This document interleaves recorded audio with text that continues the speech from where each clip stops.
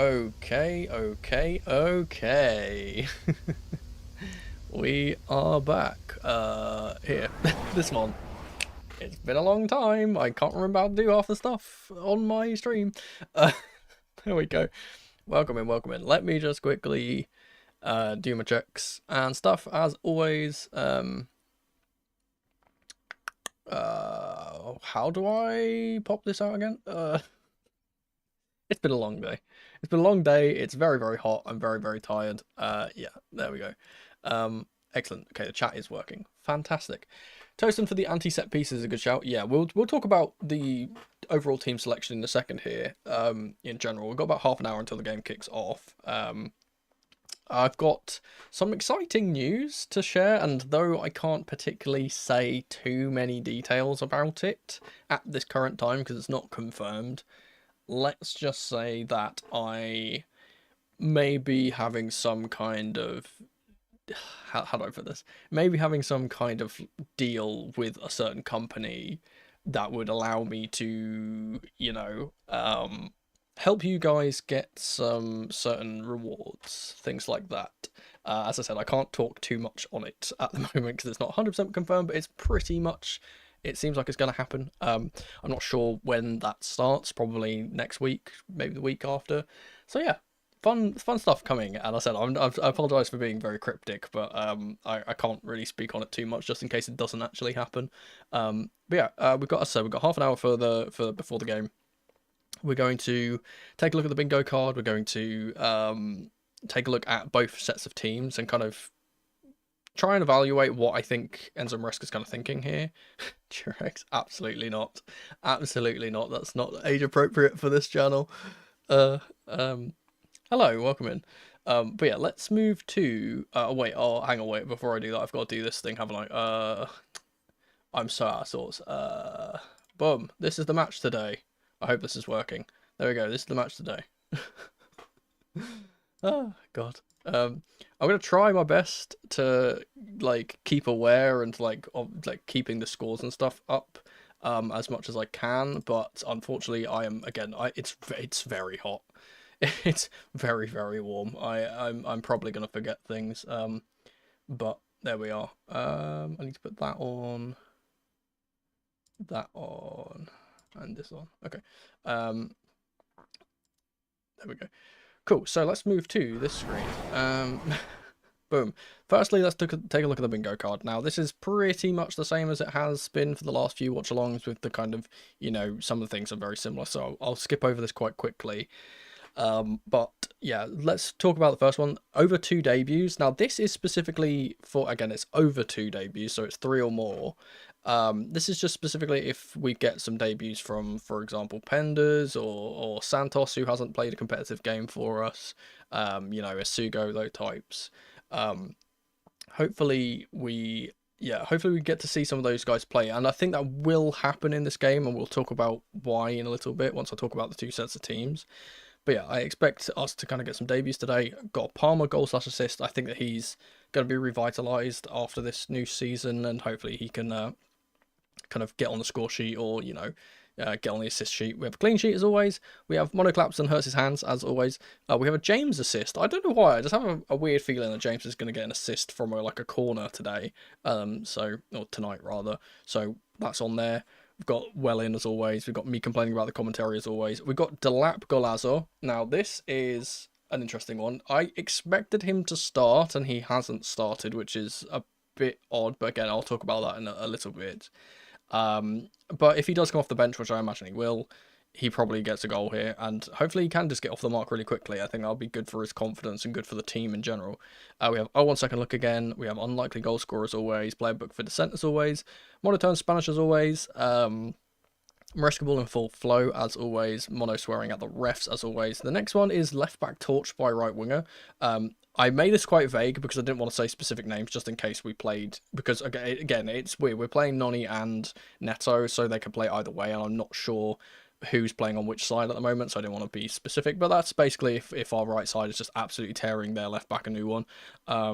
We get Worldy, we get Santos player of the match. This is unfortunately already not going to happen because I expected him to start and he's not starting, so I don't think he can get this. But there we are. Correct prediction, my score prediction for today is 4-0. I think we're going to absolutely batter these guys. No disrespect to them, they're just simply not the same level of quality that we are. I think this whole group in general is really, really easy for us. And in general, I think we've got the best kind of the easiest group out of any of the big teams. Like pretty much ours is we are like the only good team in this group. We have Shadow of the Colossus, which if you've played that game, you'll understand this reference. But again, it's my favorite game of all time. This is just for if Mike Penders plays, because he is huge. He is ginormous. So that's what that's for. We have Mono on vacation for any camera problems. We have X-City link up. This is for if there is a goal or a goal that is the result of two X-City Academy players at the same time. So this could be obviously Palmer, Delap, Lavia, you know, those Tosin as well, those types of players. If we get a link up between those two and we get or one of those two together, that gets ticked off. We have a weird substitution as always, obvious ADHD tick as always, and match day 1. This is just for a win. But I thought it was funny because of the pun. Why is Robert Sanchez still at the club? Well, I think basically the reason why he's still at the club is because Petrovic is a bit too much of a I don't want to sound like harsh, but he doesn't seem like he wants to compete for the first team. And that's pretty much it. I think that maybe if we get Magnon, if we go back in for Magnon, maybe Sanchez gets moved on, perhaps. But I think he's obviously recovered his form quite well in the last few kind of months of the campaign. So I think he's still a reliable couple of hands if he's played limited, if he's played it in like patches, right? But yeah, Petrovic probably would have been our number 1 if he didn't decide, hey, I want guaranteed game time, and I'm not gonna stay with the club if I don't get guaranteed game time. And I think that's just really, really silly for a player really silly for a player that has already kind of, you know, gone out on loan. To expect to immediately come back and start every game is just not what you're going to do. And to have those demands of your head coach when you haven't proven yourself enough, and when he was our number 1 at times, and he was getting in ahead of Sanchez, he wasn't good enough. Let's say that.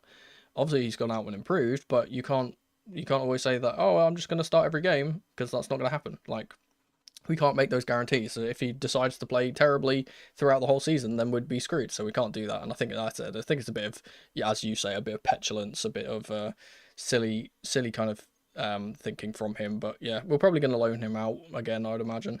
But yeah, that's the bingo card. Let's talk about the 2 sets of teams now.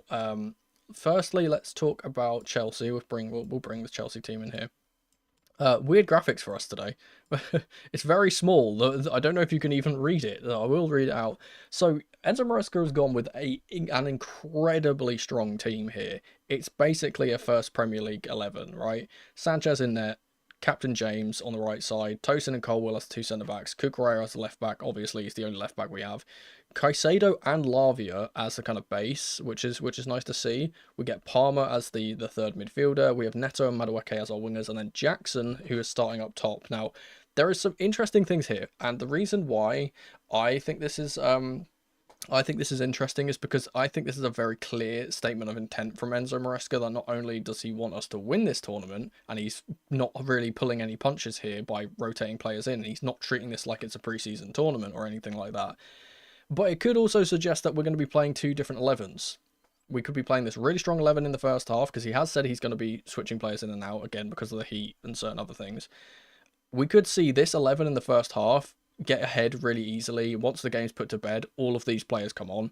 I'm not actually sure if, or at least, you know, a lot of these players come on. I'm not sure if this counts as a competitive tournament or a pre-season tournament in terms of substitutions. I don't actually know. So, I don't know if we're able to just rotate the entire 11 out or not, but yeah. But the bench is interesting as well. We have Jurgensen as our substitute goalkeeper.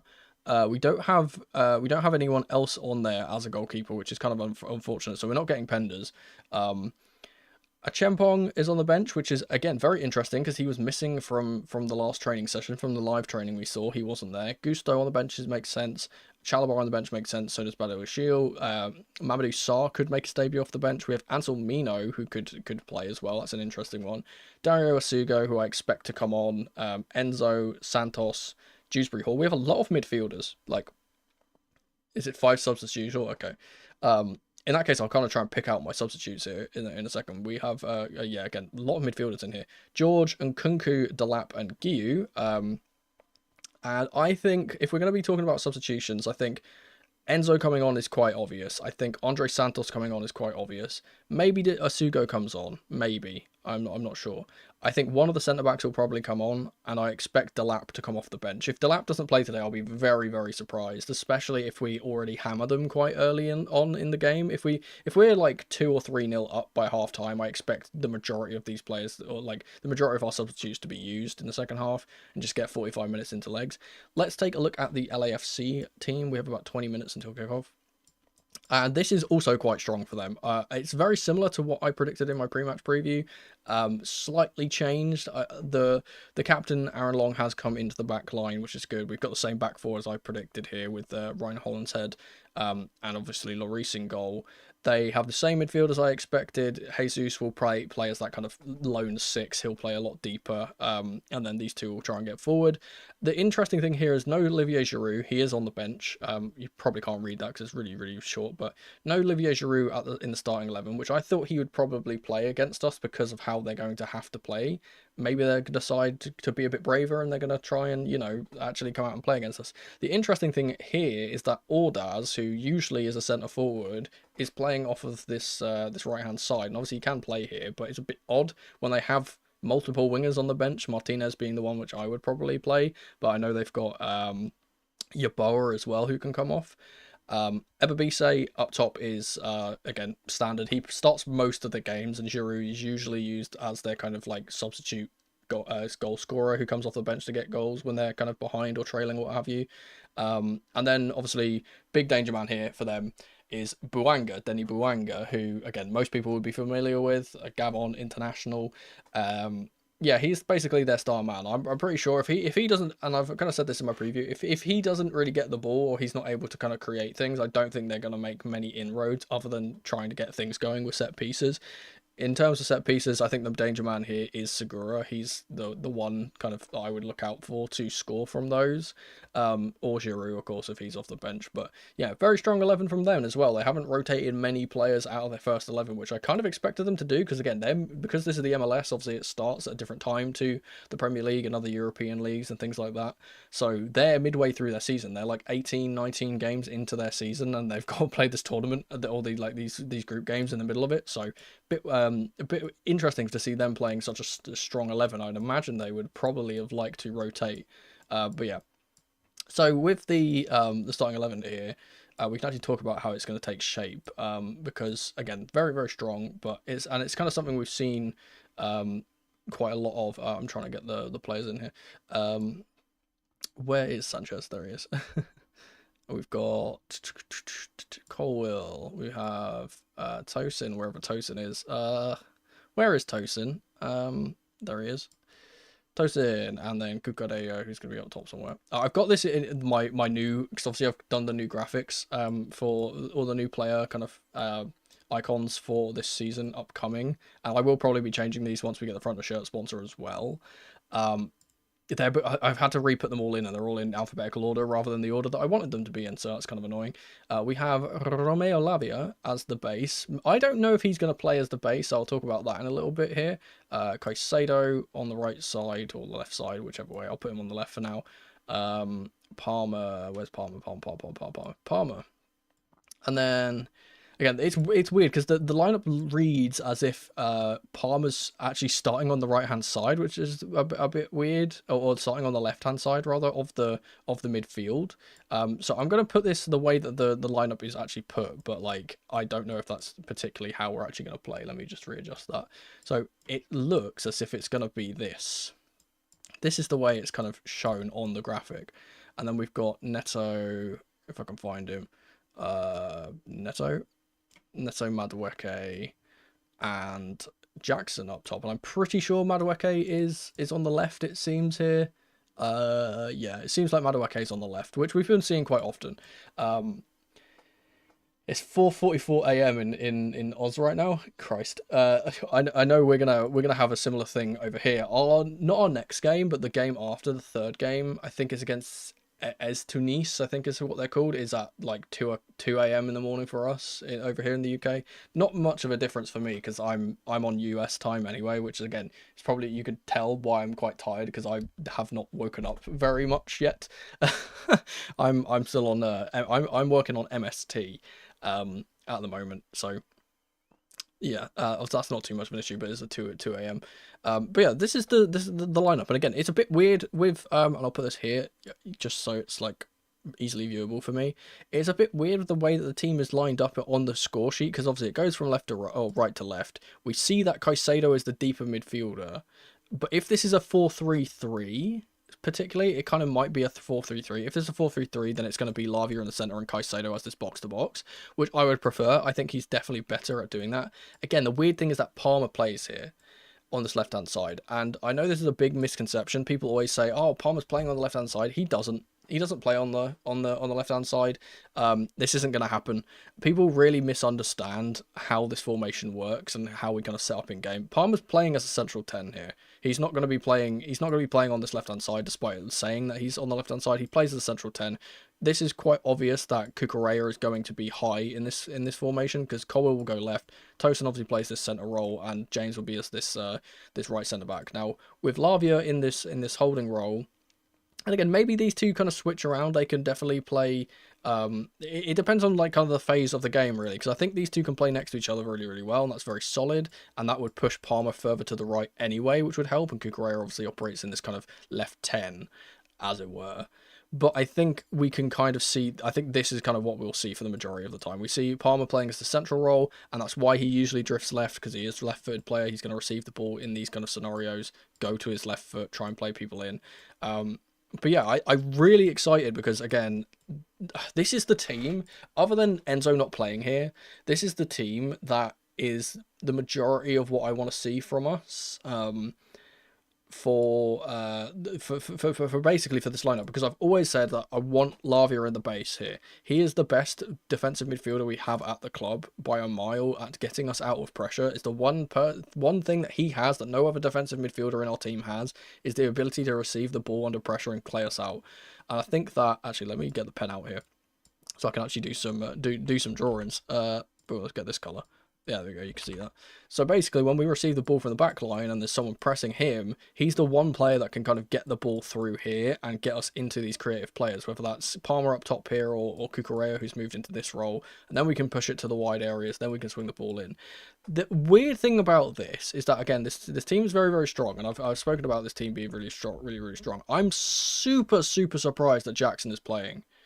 Not because I don't think he deserves to play, but because I think that this team, in general, the way it sets up, is so much more suited for Liam Delap to play against. And again, we're playing a weaker side here, that despite them wanting to go forward and they want to push their fullbacks up, I've spoke about that in my preview, I don't think they're going to be able to do it very much against us. I think we're going to control the ball quite well in this midfield area and just stop them from really doing anything. So playing Jackson here is a bit odd, because I feel like we want someone who's a bit more of a box presence for crosses, because that's where we're going to basically find a lot of our successes out wide.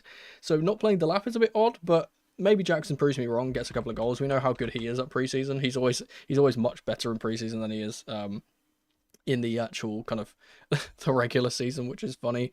But yeah, this is basically how I kind of expect it to line up. We could very well see Madueke on this other side with Neto on the left, which is what I predicted, and I personally would prefer this, because again, their fullback is not the greatest on this left-hand side. I would imagine he's going to get run ragged by either of these two, but I would prefer Madueke because I feel like he's better on the right-hand side than he is on the left.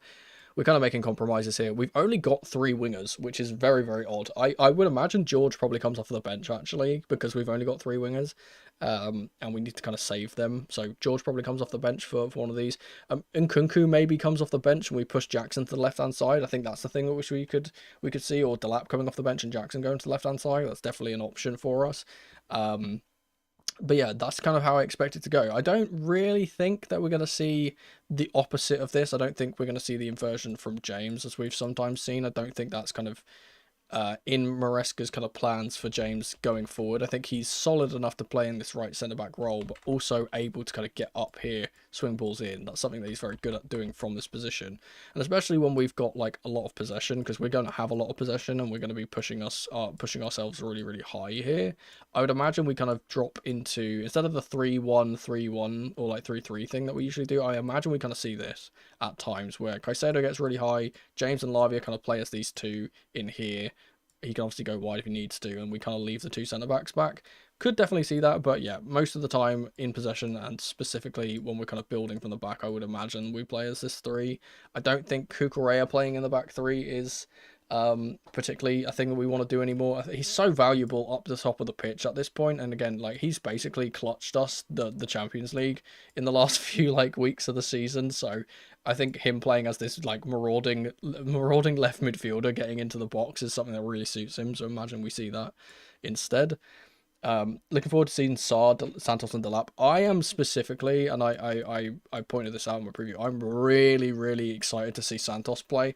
I think that we've seen glimpses of him in pre-seasons before, but now he is much more of an established star, and I think he's got a lot more confidence under him, so I assume that if he gets off the bench, he'll probably play some really, really good stuff. And again, as you said, Delap is the main one here. I think that he's the big one to kind of look out for. Obviously, him getting goals and stuff would be good.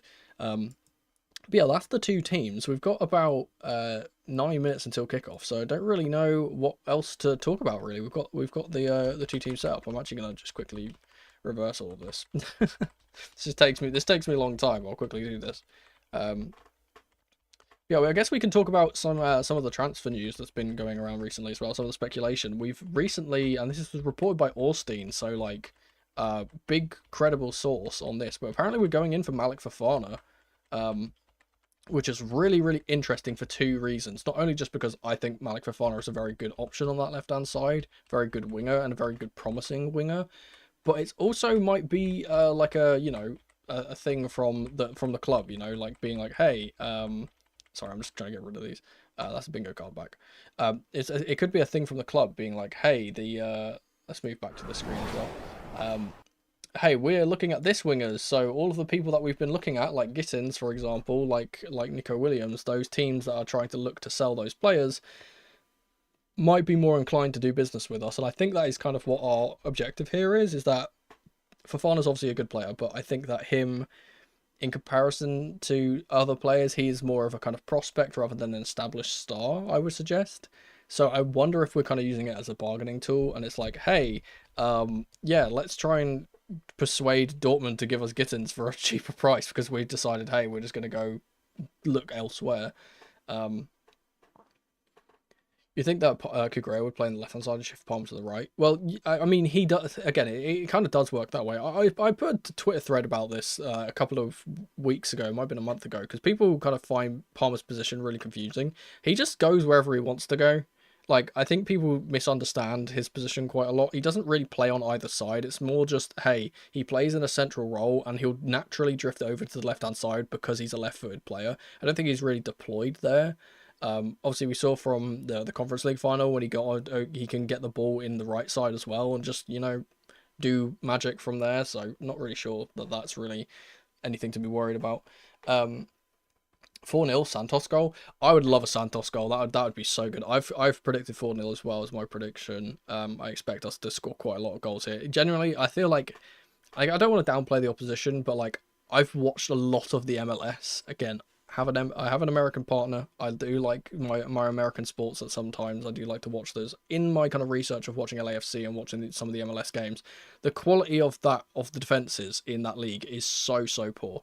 It's genuinely crazy how easily people skip past them. Like wingers, if I will say this, if you're a footballer and you're a winger, you're a tricky type of winger, a player that likes to take on players, go to the MLS. You'll score 20 goals. Genuinely, they are so bad at defending wingers in that league, and I think that with a player like, for example, Madueke on this right-hand side or left-hand side that we kind of see, or Neto as well, who can also have a burst of pace, I think they're going to have a field day. absolute field day. So I expect us to score a lot of goals. I would say a 3-0 is a minimum. Maybe if we have a slow start, we've been having a lot of slow starts recently. Maybe if we have a slow start, maybe we get a little bit less goals than I'm expecting, but I think it will be a pretty good goal fest. And it also depends on whether LA want to actually, like, come out and fight us and actually play the game, because they are a team that do like to do that. They're a team that likes to keep the possession. They like to kind of, again, commit loads of bodies forward at times, which I think is very silly to do against us, because we will just break on them pretty comfortably. And I think that'll suit Jackson more if they play that way, rather than Delap that we would probably see off the bench. If they play really pragmatically, then yeah, put Delap on. I think we'll score goals. But yeah, again, it really just matters on. It just depends on how they decide to approach this game. Because we're Chelsea, we're going to approach the game the same way no matter what. Like, we're just going to try and keep the ball as much as possible, create things out wide, score goals from cutbacks, things like that. We're not really going to change our game plan unless they kind of force us to in some way. But I don't think that's going to happen particularly. As I said, I would watch out for Bouanga. I think if they do get a goal, it'll be Bouanga that gets one. Maybe Ebabise as well. He's quite good. Hang on. Hopefully he's someone who does okay with not being the number one midfielder like Rodrigo for wingers at Real Madrid. I'm assuming you're talking about Santos there. Yeah. The thing is with Santos, like, he's been touted as he's going to be like the understudy for. He's kind of like the understudy for Lavia, right? So he's going to be the one. He's going to be the one that's kind of, what's the word? Like, playing in that kind of, because Lavia plays in a weird role now because he is a 6, but he does kind of play a bit higher up because Caicedo is usually the one that's like the sweeper that goes across the back line. Obviously, we've got Sugo as the kind of Caicedo backup. We're apparently kind of putting Kendry Paez into that kind of Enzo role at times if he plays there once he comes back from loan from Strasbourg, because he's probably going to go out on loan to them. So yeah, we've got an absolute fountain of riches in that midfield area. We've got genuinely like the best midfield depth in the league by far. Like, our midfield depth is crazy. If we can keep a hold of them all and get them all like saying, hey, yeah, like, I'm okay to be a bench player and rotate in for Caicedo and rotate in for Lavia and stuff. Again, really big if here is that if Lavia gets injured again, which is very much a possibility, he could definitely do that. He could very much. I completely lost my train of thought. That's the ADHD for you. What was I talking about? Yeah, if Lavia gets injured, then I think that Santos plays pretty much every game. I feel like he would come in. Yeah, he could be. Well, the thing is like with Enzo, it's basically, so we have three midfielders, right? This is the selection headache that we have, is that we have the 3 midfielders. Palmer's obviously starting. He's 100% starting every single game, so there's only 2 slots, and we've got about 6 midfielders to fit into 2 slots. Caicedo is obviously the main one. You think Dario Asugo is going to be his backup, obviously. Then you have Lavia, who is 100% the second one, as we've kind of seen from this 11 that we put out today. Lavia and Caicedo are the 2 that we want to play. Enzo's been playing pretty much because Lavia's not there. And again, it really depends on who we're facing, because if we need more defensive stability, I think Lavia comes in. I think if we're trying to get more creative and try and make things happen, I think Enzo comes on instead. But then that kind of leaves Santos as this player that can either come in for Lavia if he's injured, or come in for Enzo, depending on which other midfielder we're using. So I think he's just going to be the backup for the rest of the midfielders. Really, he's going to be like the kind of +1, whereas Asugo is very specifically like, hey, if Caicedo's not playing, Asugo is playing. And again, we have so many games this season. We've got obviously UCL football as well. The game is about to start in about 2 minutes, so I'm gonna swap over to my stream. I am watching this on DAZN, which is fun. I do need to do this. Wapa. I don't have the tickers at the bottom because there was not enough things for me to find out. So there we are. Is the desktop audio muted? I'm going to mute the desktop audio just in case. We should just play a 4-4-3 Todd Masterclass. That's my favorite. It's my favorite formation is the 4-1-3-3. I've said this before. But yeah, let me put this up. I don't know if my... Oh, Christ, that's loud. The quality on the video is very, very poor. As I said, I'm going to be trying to do some live commentary and stuff like that. Let's lock in for the game. It's gonna kick off in 1 minute. Trying to listen to who the commentators are.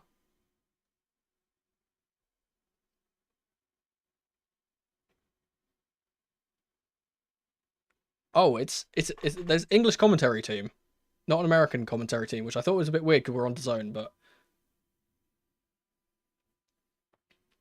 see the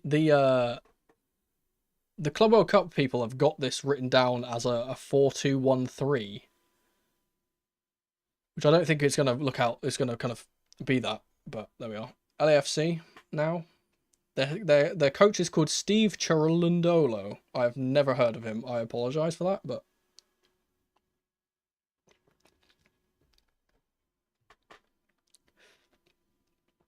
All Dads is from Honduras, I think that was, or Guatemala, one of those. I didn't see the flag.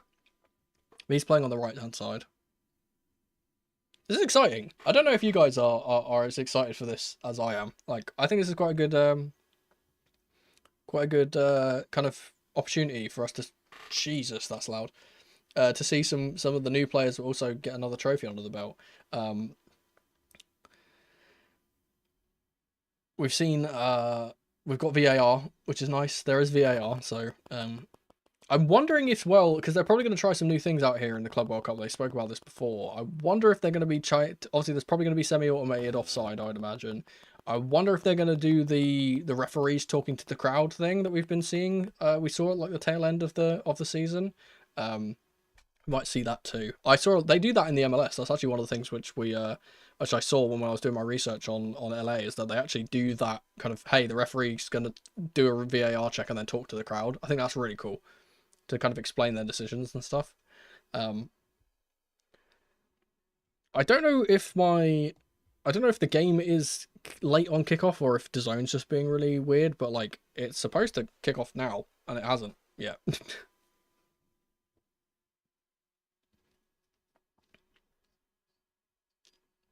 Seeing all of these adverts for other sports.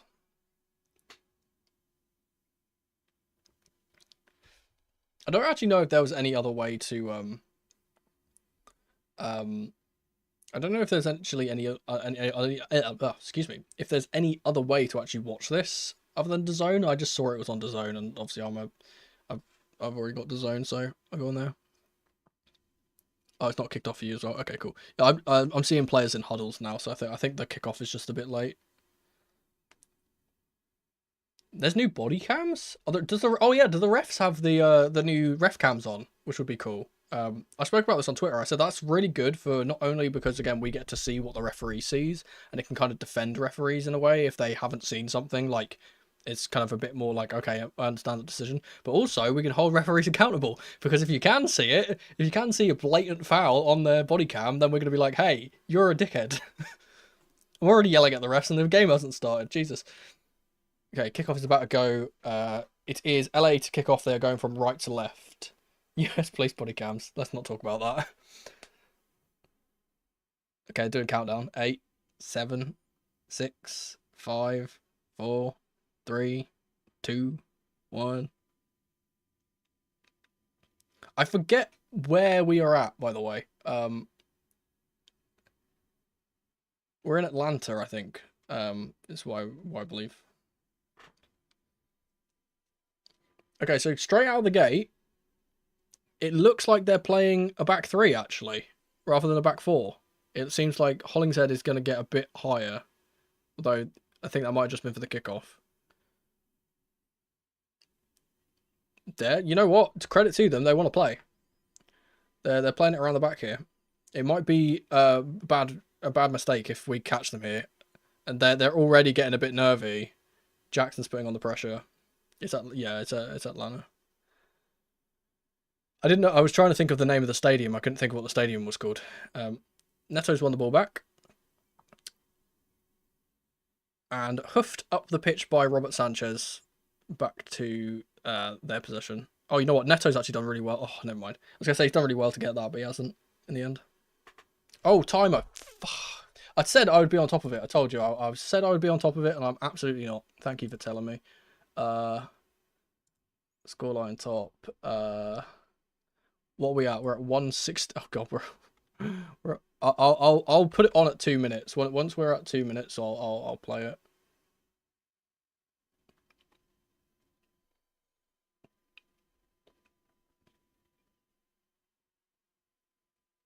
It's about 30 seconds. I knew I'd forget something. I'm always like this. Oh. Yeah, so Ryan Hollinshead is gonna be getting really high here. He's playing like almost like a left mid at this point. He's played really well here actually. Ordaz into the area. Tillman's gonna take a strike, never mind. There we go. There's the timer. Now we're gonna be trying to break. Palmer's trying to get Jackson through. He's gonna get on the S on this. Nope, the goalkeeper's gonna get that. Do you think Delap will press hard on Jackson? Does? Absolutely. Oh, it's the Mercedes-Benz Stadium. Yeah. All right, cool. Excellent. Absolutely. Yeah, he's going to be... I think he's going to... Not only just because he's hungry to kind of prove himself, but that's just the type of player he is. He's really bullish. I think he's going to particularly... I think what he'll try and do more, rather than just, like, press like a lunatic, he's going to try and push himself up against up against the defenders and just bully them and be a bit annoying. Long ball from Reece James down the right channel. Neto's not going to be able to get on that. But we do get a throw in high up the pitch.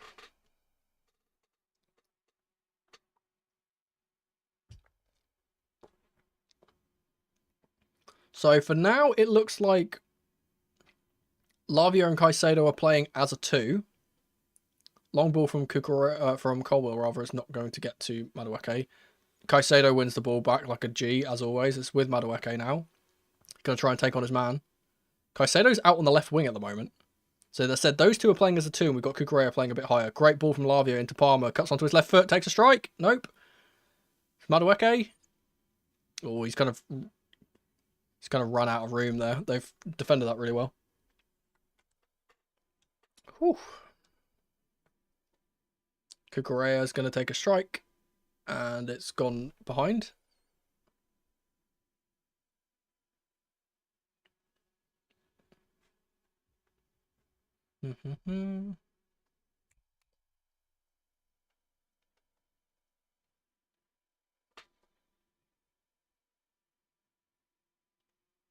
It's really weird seeing Lloris playing for an MLS team. It's Lloris to take the ball, the long ball, and Tosin will clean that up very easily. Cole was looking for a long ball here. Oh, beautiful pass. Oh, never mind. I was going to say beautiful pass into Jackson, but he didn't get on the end of it. Good work from Tillman. Ordaz is slowed down. Yeah, Palmer 10's great. It's actually weird because it doesn't feel unnatural because I'm so used to seeing him as 20, and that's like very close to 10. Reece James just absolutely stripped their player of the ball immediately. I told you that Dennis Bouanga is going to get locked up. He's going to be in the pocket. Lavia's got us out of pressure again. Beautiful pass from him. Here comes Madueke on the transition. They're not getting back. Good ball in for Nicholas Jackson. Great turn. Oh, fantastic work from him, but Lloris saves it. Again, those transitions is what Jackson's good at. Like he's gonna feed off this team if they keep doing that. It's a fantastic turn. He loses his balance a little bit, still gets his strike away.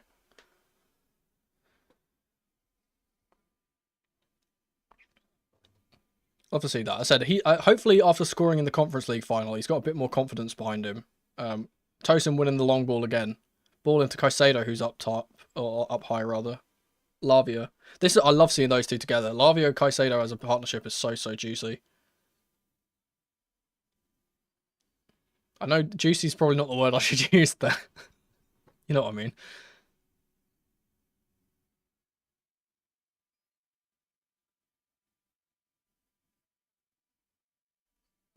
It's Madueke in the midfield now. Back to Tosin. Caicedo, who's deep. Lavia. Caicedo gets it to Palmer in the half space. The right half space here. He's passed it to Neto. Go on, take on him. Take him on, man. Oh, he tried to. I'll give him credit there. He tried. He got doubled up on in the end. Ball's gonna go long, and Cole will mop that up. Yeah, I think the pattern of play has already been established here. Oh, beautiful from Lavia to put. Oh, so close. Caicedo's a nutter, by the way. Oh, Palmer's won it back. God, this is really scrappy. We keep winning the ball back off them, but we're not really getting that ball, like that kind of final ball into the 10s proper. It is very much a 3-2-5 here, by the way. Like Caicedo and Lavia are playing as the two holders. Reece James completely locked up the left back there.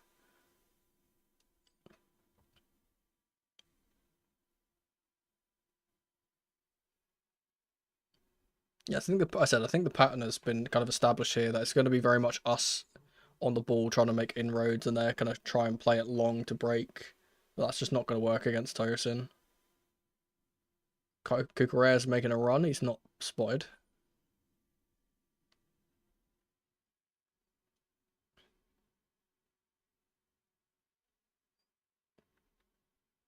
They are putting the pressure on here. I will give them credit, but it's just not particularly good. Oh, Lavia's got caught, but he's won it back beautifully. Done really well to get past the pressure, actually. And then he's played the ball against the referee.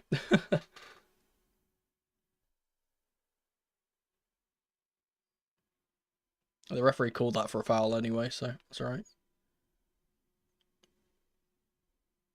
So it's good to see Lavia trying that, even though it doesn't always work out. I like seeing him being able to try and, you know, spin away from the pressure and try and progress us forward. Yeah, as he plays more games, he'll get better at that and get more comfortable with it. Here he is on the ball again.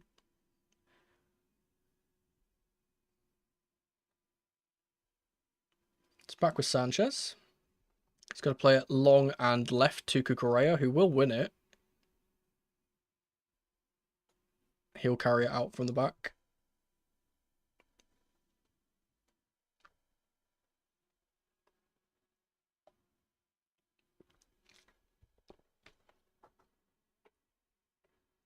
So we don't have the mono goalkeeper kit. Again, I spoke about... I'm going to be a little bit of a tease here. I spoke about a potential business opportunity that might be happening soon on the channel. That might have something to do with it. That maybe perhaps something like that could happen at some point. That's all I'm going to say. I said I can't talk too much on it. I'm still in my emails talking to people, but we might be making moves. High press here from Cole Palmer is going to force them all the way back to Lloris.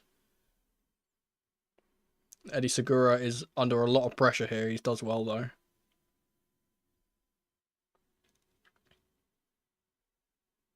It's good work from Palencia here. It's the ever-present Mark Delgado. His ball is way too long. Yeah, I'm gonna say this as well. I'm probably gonna be getting every single Chelsea kit from this season. They're all absolutely gorgeous. They're literally, even the training tops, all of them are like I know people get a bit like kind of on the back of Nike or Nike, however you want to pronounce it. But like they've cooked. They've cooked this season. Good ball down the line for Nicholas Jackson from Reece James. He's done really well to get it. It has to go back to Reece though. Half space chance for Palmer here. Can't get it out to Madueke, which is where the ball should have gone. Lavia with the turn. Lovely pass from him to get it to Palmer in the 10. Oh, unlucky. He's been tackled. The sun is going down and my camera is getting really dark. I'm gonna have to I'll be literally like 2 seconds. I'm just gonna turn my light on. It's getting dark.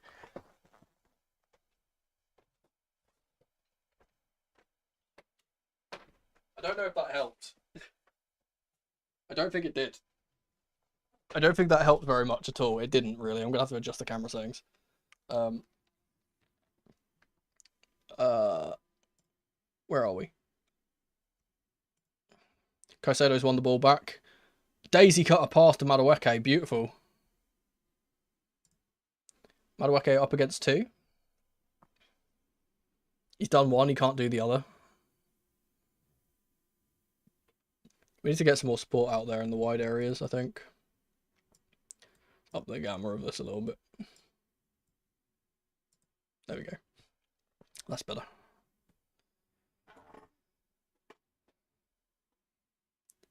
I think the referee's having equipment problems.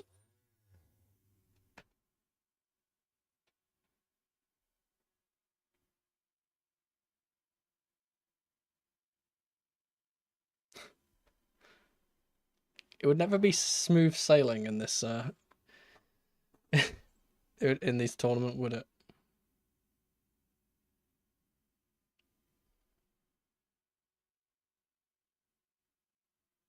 Just good support for LA here. They've come out in their droves from Cali.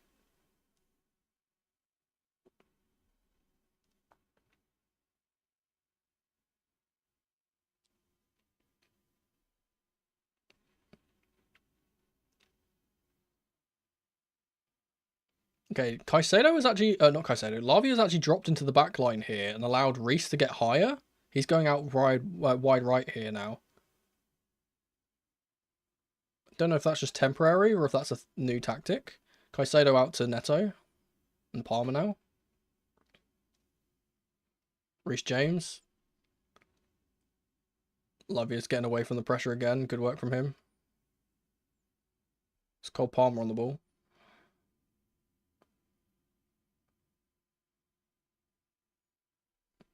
Oh, it's good work there from Romeo Lavia to get it to Palmer. Gets it to Jackson. He can't get it back, but it's going to fall to Neto across the box. Oh, Madueke couldn't control it. That's such a good opportunity. They're going to break on us now. They're going to break. This is Ordaz. And they've... oh, he's from El Salvador. Not Honduras. Reese has just completely robbed Dennis Bouanga again. Like, every single time he gets the ball, he's just taking it off him. I told you he's not going to be useful here.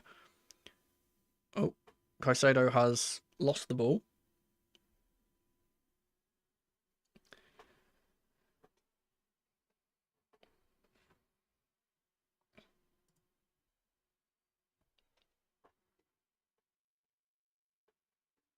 It's a bit of a possession for the Americans right now. Jackson nearly stole that from him. Madueke has done really well to press. He's taking the back. Running down the left wing. Oh, the pass isn't good enough. It nearly fell for Palmer, but... the game is opening up a little bit. Not too much, though. Cucurella is just playing as a second striker at this point. He's just up in the pitch. I love that guy. Here he is. He's won the ball back from an interception. Lavia.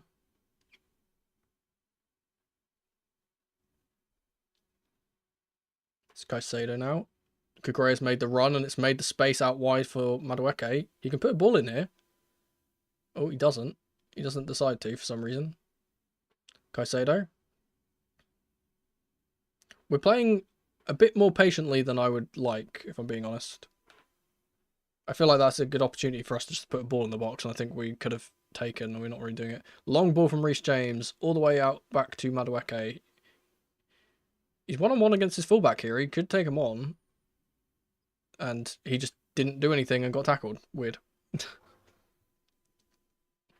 Have got the throw, though.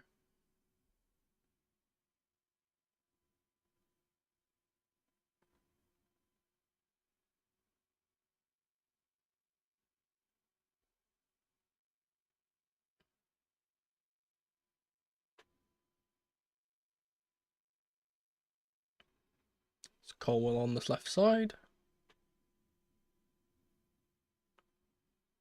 I think they're going to be doing quite a lot of chasing here by the looks of things. Is Lavia. It's weird. We're getting this weird triangle that's going on with Reece, Lavia, and Caicedo. Like, they're kind of playing as like almost like a midfield three at times, with Cucurella going really high, but he's not fully committed into going into that area, James.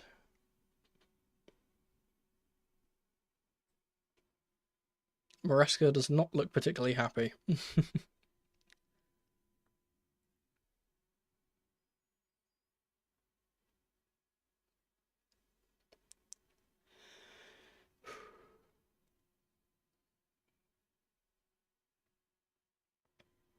Back with Lloris now. They're going to have a spell of possession here.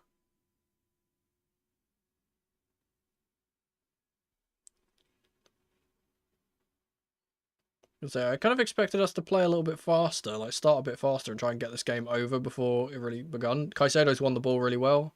Here's Jackson. He's done really well to get it past them. Madueke! Good save from Lloris. It's Palmer with a shot. And it's deflected away. Really good work from Nico there. And it's a foul by Caicedo. Oh, they're getting scrappy in the middle there. That's Ordaz, I think. Getting a bit racy there. It's really good work from Nico. Shot from Madueke was at the goalkeeper. Could have put that closer to the near post, I'd imagine. Would have been probably better there.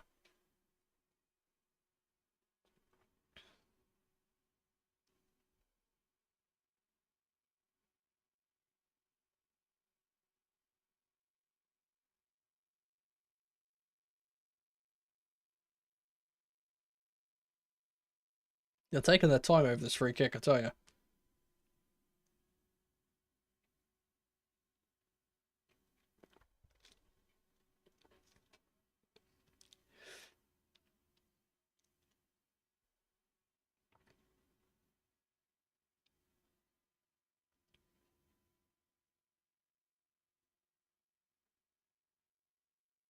They played it quite well here. And now they've given it away to Madueke.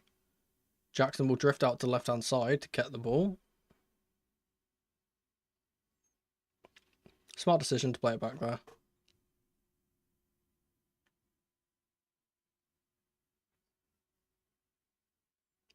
Is Neto.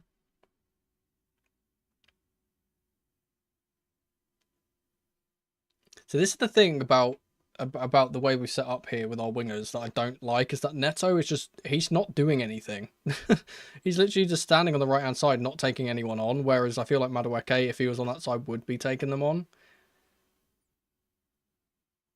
Ball out wide to James now. It will go out to Neto. Can he do something now?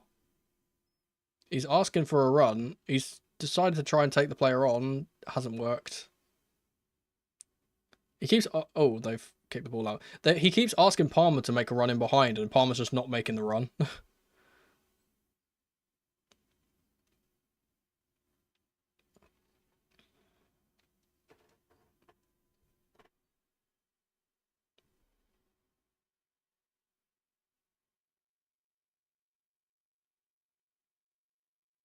Caicedo tries to get the ball out to Palmer, but it does fall for Neto instead. Ball across from Neto is fantastic if it could get past the right back, but it doesn't. Caicedo now.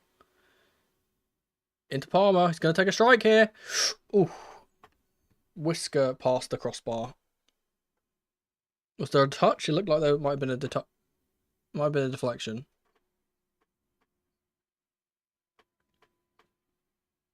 Where's the deflection? Let me see. Yeah, off at Eddie Segura. That's what loops it over the top. There's some Ecuadorian Chelsea fans in the crowd. That's nice.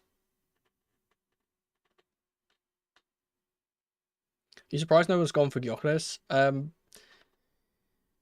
Yeah, maybe. I don't know. It's kind of a weird one with him because I think that he's kind of... I think there's probably something that us as fans don't know about him that the clubs know about him, because everyone's kind of staying away from him for some reason. So I think there might be some kind of attitude problem or something. Palmer's already sunbot after 20 minutes. Trust me, I feel that way too. Cucurella will win us a corner. I said the reason why the stadium's dead is because the ticket prices were like insane. There's like in the last like few weeks they've reduced the ticket prices down to like $25 or something like that, because just no one can get in the stadium because they're just too expensive. Reece James takes a strike. Cucurella will try and keep it on, but he will not be able to.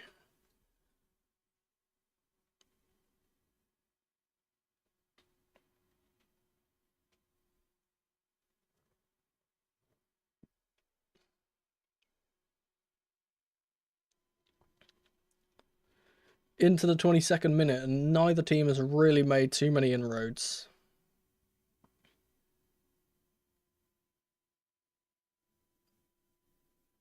We retain the ball now with Colwell.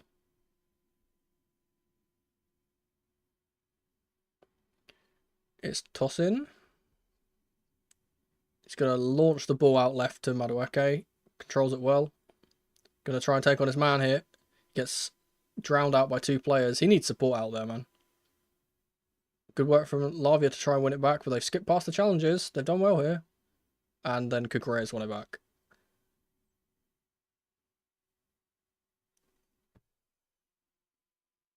Jackson's showing for the ball. He's not being given it.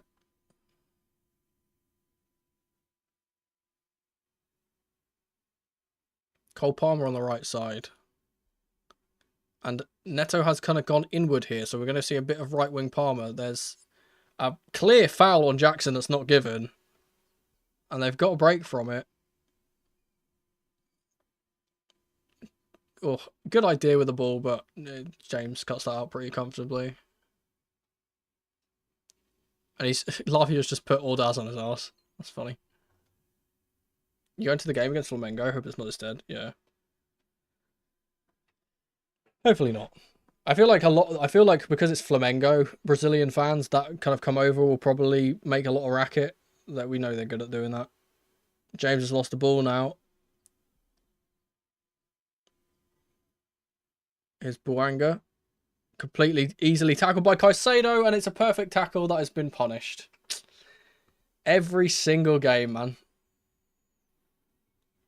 Clearly wins the ball, and the referee, the ref calls it.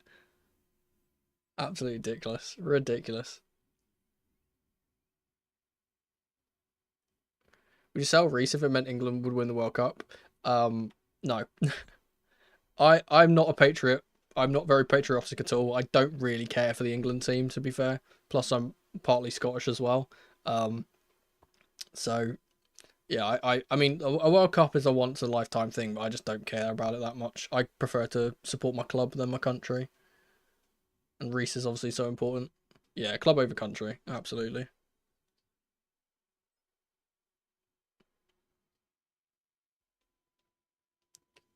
Good work from Sanchez to win the free kick, and he's gonna take the he's gonna take the throw quickly to get us set, but it didn't really go where we needed it to. Sanchez is coming out again here. Oh, he's got unlucky there, I tell you.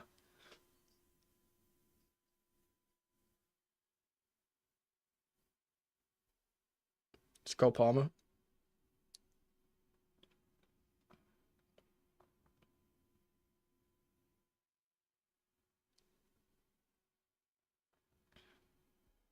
Lavia to Neto.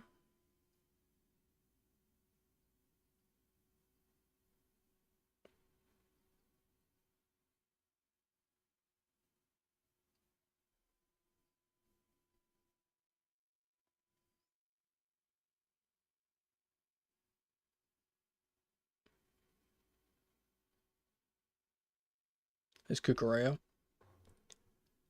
Madueke is going to scoop the ball over towards the Spaniard, but he's not going to get on the end of it. Timothy Tillman will get it away.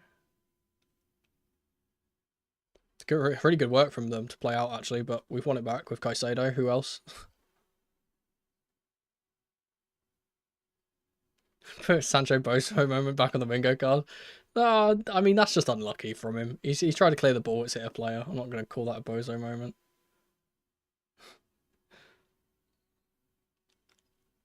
Lavia out to Palmer, who's going to be running down this right wing.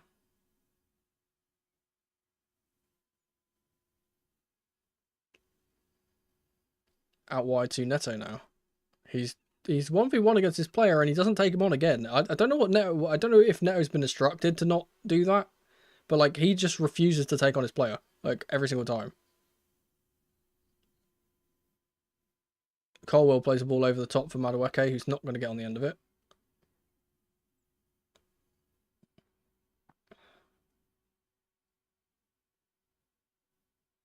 And Tosin has just committed a foul. Oh.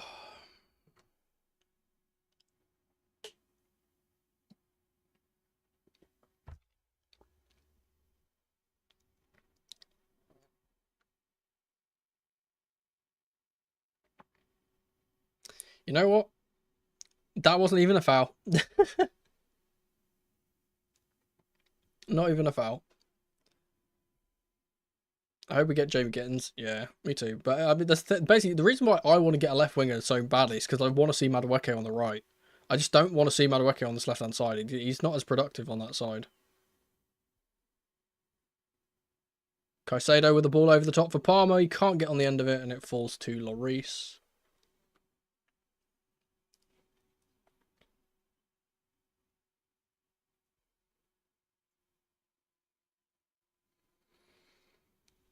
Ooh.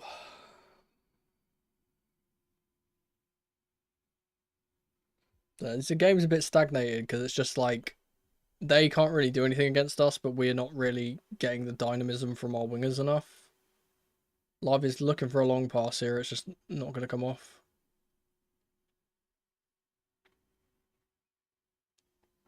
I'll say Palmer's probably been our best player in this half. He's the one that's trying to make things happen, but it's not really. It's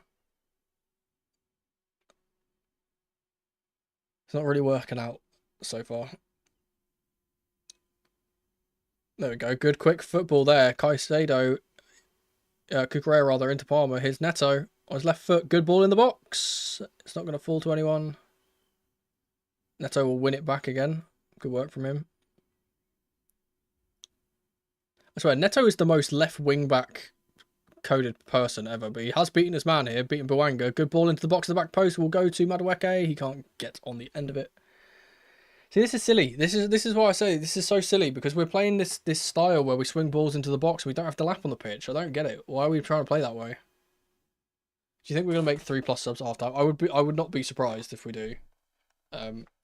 Because simply has not been good enough.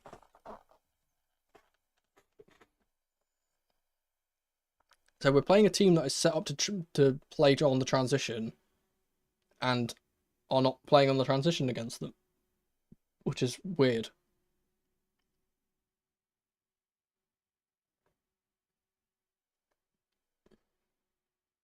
Reece James will win the header. Yeah, honestly, it might be we might see an interesting change. A change that we could possibly see is Delap coming on, but Jackson staying on the pitch and possibly going to the left wing. Madueke coming over to the right, because then you've got 3 quite tall players up top there that can all kind of make things happen. Good work from Neto. Good, even better from Lavia. Gets it to Palmer. Is Madueke. They're kind of running into each other here, players. And again, Madueke can't really do anything on his left-hand side. He needs to be on the right, man. He's so much better on the right. He's actually moved to the right now. It's Cucurella and Palmer are linking up on the left-hand side. Palmer's drifted to the left now.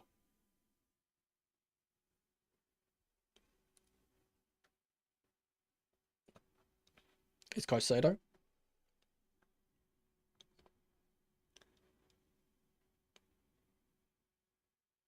Good ball from Lavia up to Madueke, who's back on the left.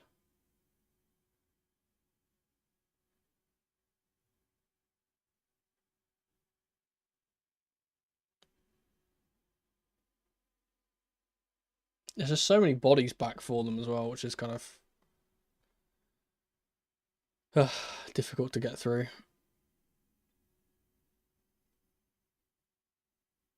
The atmosphere's picking up. They've got a little band playing now, I think.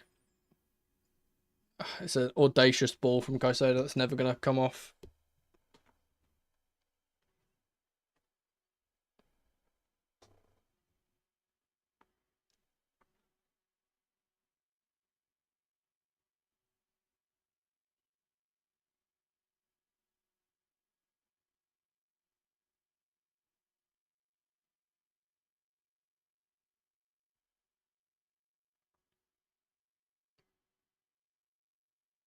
Caicedo's almost won it back.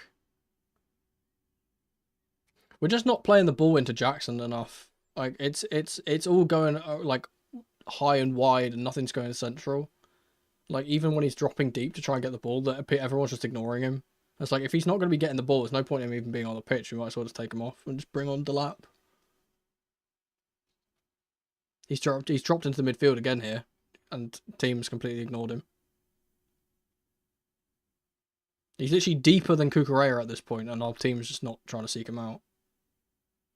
It must be so frustrating for him, I can't lie. It's Colwell. Good ball from Tosin for Palmer. He's got 2 players to deal with. He's done really well against them. Here's Neto. Palmer on the right wing now. Switching ball out to Madueke, but it's a loopy one that's going to... He controls it just in case. Here's Madueke. Dances past one. Gets it to Lavia. And there's no one on the left now because Madueke has drifted inside. It's just... It's positional. The position of our players is just really weird to me. I don't understand why we're playing this way.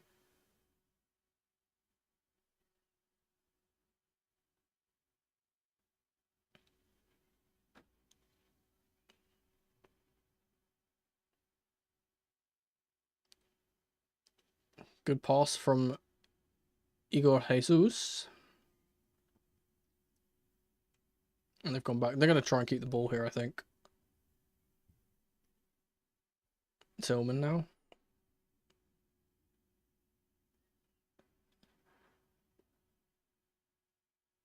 And now they're going to... See, this is good. This is a good situation for us. Give them the ball. Let them have the ball. We can win the ball back off them really easily and then break. Like, that's what we need. Our team is set up to play on the transition. There we go. Kukurea has won the ball. Go on, play it forward. Jackson does really well against this man. Plays the ball beautifully in behind from Neto. Fantastic from Neto. He's taken the... Neto! And it's 1-0.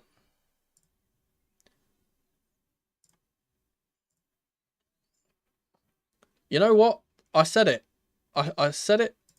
I said it. I said it. I said you need to feed the ball into Jackson and we need to play on the counter. That's how we play this. That's how we play against these types of teams, and it worked immediately the first time we did it. First time we did it. Fantastic ball from Nico.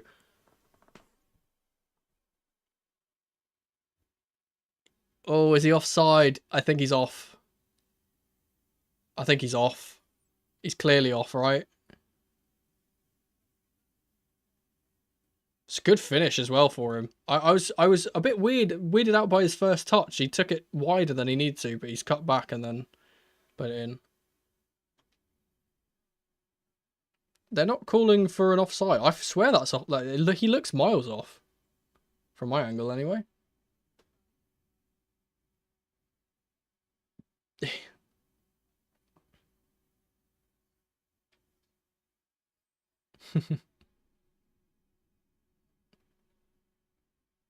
No word on the commentary team about a VAR check either.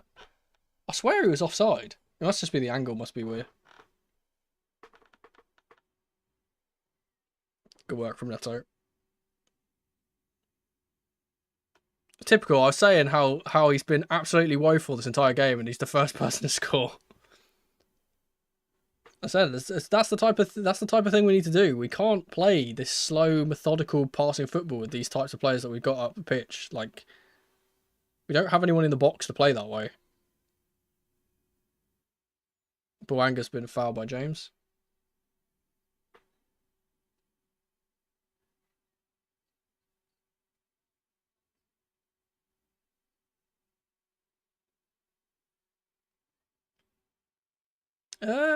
I don't even know if that's much of a foul, to be fair.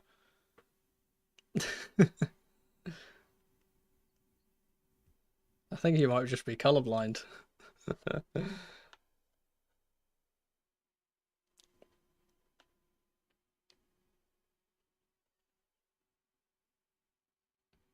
I've got to the point with that question, like, people always ask me that. I've got to the point where I'm just like, there's no point me even bothering giving an answer, because the answer in general is just because I want it to be, and like, there's not really much of a like another explanation.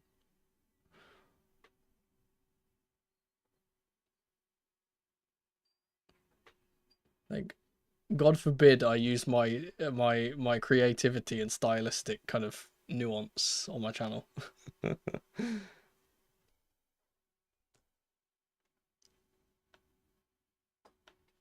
say that. I wonder if I extended my name, to stop being the Mono FC and actually made it Monochrome FC, I wonder if people would I wonder if people would stop asking me that.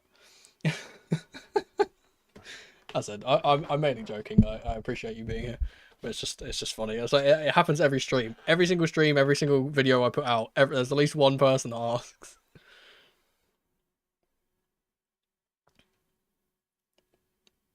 Oh, oh yeah. Now we're getting the semi-automated offside. Oh, okay, yeah. You know, he was miles on actually. It's a weird angle. The MLS like the MLS angles are a bit weird. People ask why it's not shiny and chrome.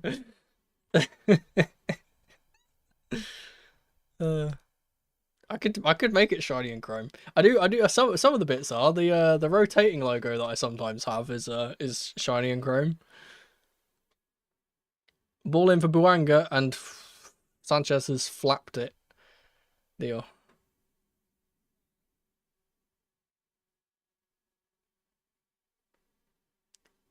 I really don't know what he's doing there.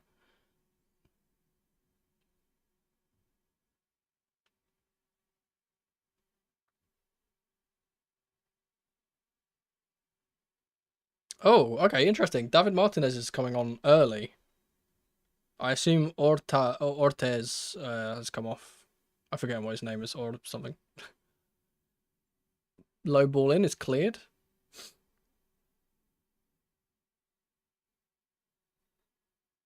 Oh.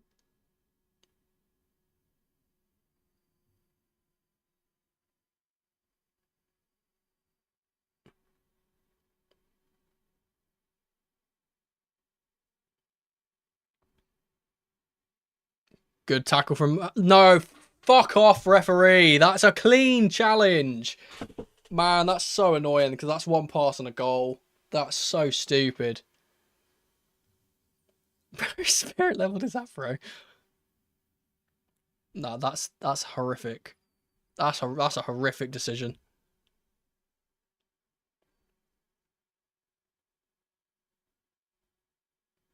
Oh, well, Daz has come off because he's apparently got a concussion. Weird. I don't remember when that happened. Oh, great work from James after his initial mistake.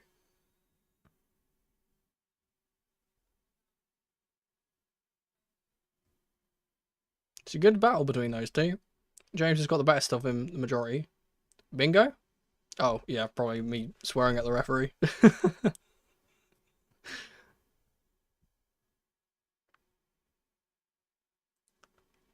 Cobble up to Cucurella.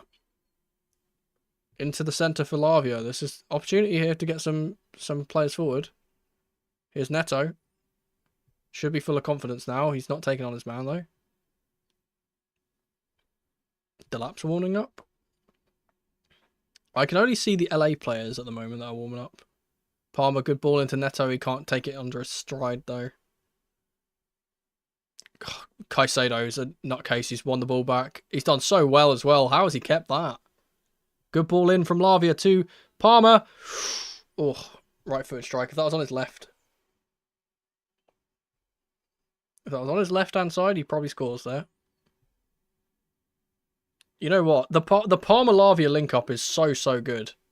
Oh, great work from Neto. Oh, you know, I will say, Palmer's touch, his first touch has been a bit loose in this game. It's not usually.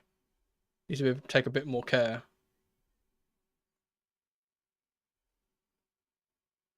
Good ball out from them.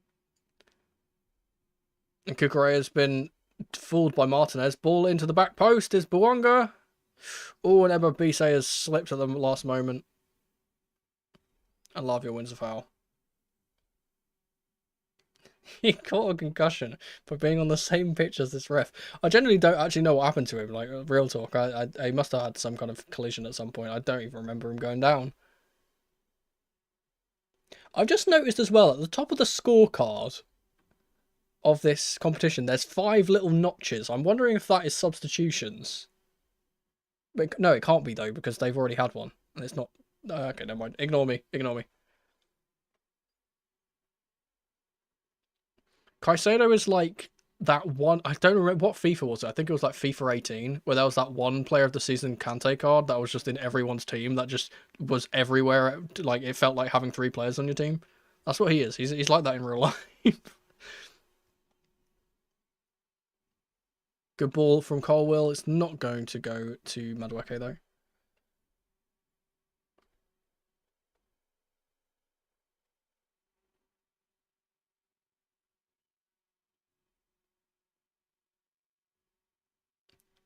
Here comes Jackson's going to be putting on the press. Oh, they're very nervy here. They're going to play it into trouble if they're not careful. Eddie Segura has lost the ball to Jackson. Oh, he's won it back though. It is a Chelsea throw. Delap half time. I would imagine he comes on at half time. I think the main players that we want to kind of put like integrate into the team, like your Delaps, like your Santoses, I think they'll come on at half time. It is very hot over there in LA, so I don't think it would be. They want to have particularly everyone out there for 90 minutes, especially in the midfield area.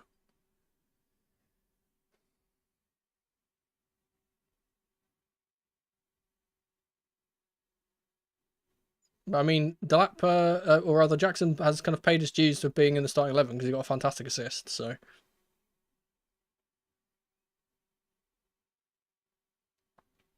yeah, Santos is I said he's the one I've been waiting for. It's just like because we've had him for so long, we saw glimpses of how good he could be in preseason, and then he was obviously loaned out.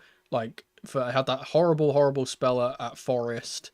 Went to Strasbourg and did well, and then obviously we've given him that full season, and now he's back, and it's just like, oh, he is a superstar. Like, he's actually a superstar. And the thing is, it's sad because all of our fantastic players are all midfielders. Why do we not have we need more forwards? Obviously, we're getting Quenda and Esteval and Paez coming into that area as well, which is good. Got Sapiev as well from Kazakhstan, who looks like a good little prospect too. The pipeline, the Blueco pipeline is genuinely insane with the amount of talent that we have. It's just the one place we don't have it is at striker. We just need good strikers. We don't have our strikers are letting us down. Great work from Lavia and Jackson. Speaking of strikers, to Palmer. Switch it, boy. Switch it. Palmer's gonna go on a run on his own here. Out to Pedro Neto. Does Santos gain 20+ heat resistance for being Brazilian? I don't know. I'll have to ask my I have a Brazilian friend, online Brazilian friend. I'll have to ask him. Is Gwenda not getting loaned? No, that's what I said. I said he's coming. He's in the pipeline. He's not coming this season. He's going to be. He's not even technically ours. We've signed a pre-agreement for him to join in 2026, I believe. So he's not actually. I don't think it's like we're loaning him back out to the club he came from. I think we just don't technically own him yet. Oh, bad from Lavia there. That's a terrible challenge from Tosin. He slipped on the Astro, and he's been carded. Get these boys a Gatorade. I cannot advocate for Gatorade and stuff. I'm currently on keto, so I don't have my my sugary things, unfortunately.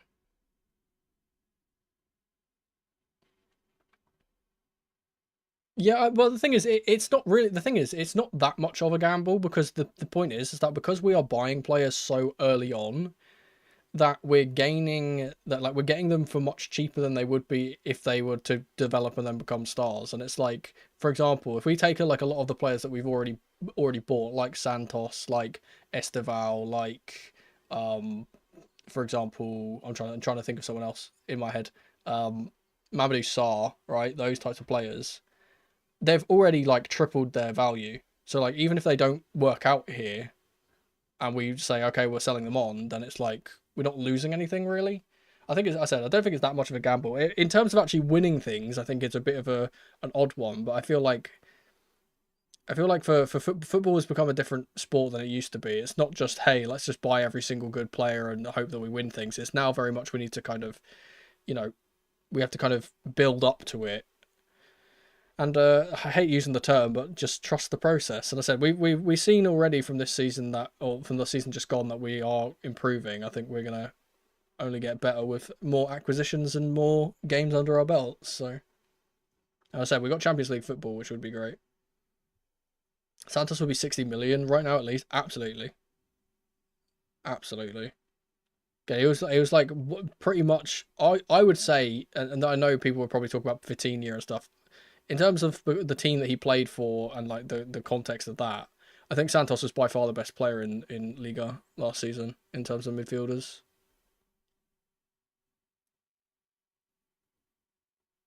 Go on, Neto. Take him on. He's just ran into... There's like 5 players in front of him. And that is half time. Boop.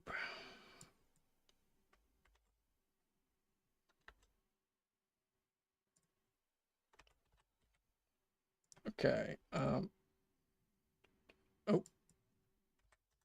There's some fighting going on.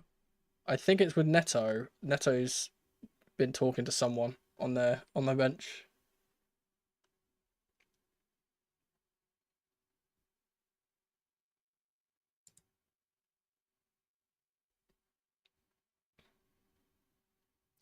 Well, again, I said I don't think that I don't think it's particularly that we're focusing on business or what have you, because again we've clearly improved from the seasons prior. Like, we started off as a team that were 12th in the league and we basically couldn't buy a win, and we're now in the Champions League spots and winning trophies. Like, I think no, but this is the thing as well, right? Oh, hang on.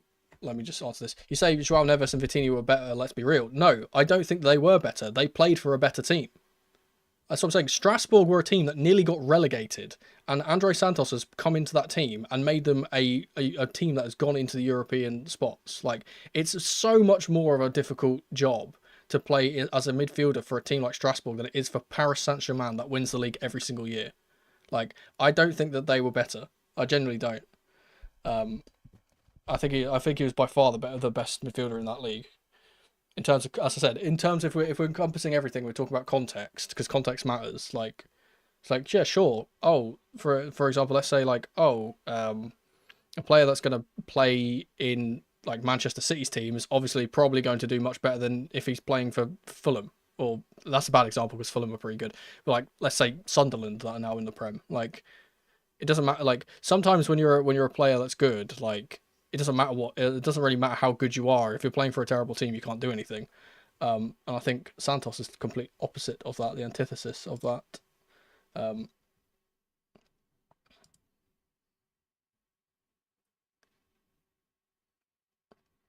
PSG almost went unbeaten. It's a difficult thing. Yeah, I know it's a difficult thing. I'm not saying it's not, but like, they win the league every year.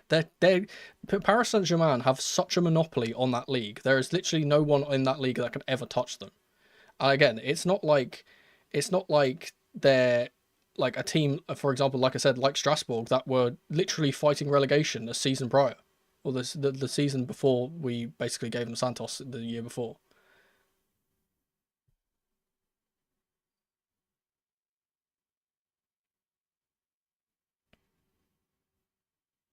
For me, it's a matter of you, if you're comparing players when they are in separate teams, you have to take the teams into consideration. It's like saying, hey, I'm gonna. It's like saying, hey, I think that this runner is better at running than this other player, but the other player has weights on his feet. Like, it's like, well, obviously they're gonna do well if they've got weight. The other player's got weights on their feet, right? They're being dragged down.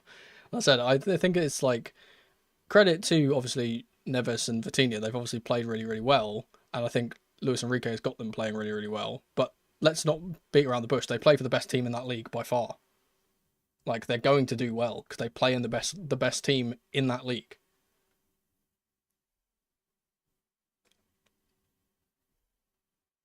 That they got, and the thing is, like, if you think about the way that they kind of like think about the way that PSG have been operating this season. The majority of the credit has to go to their forward line, because their forward line has been phenomenal. Oh, you'd love to hear a mono all-time best starting 11. Oh god, I'd have to think about it. If we're talking about like every single player in the world ever to exist,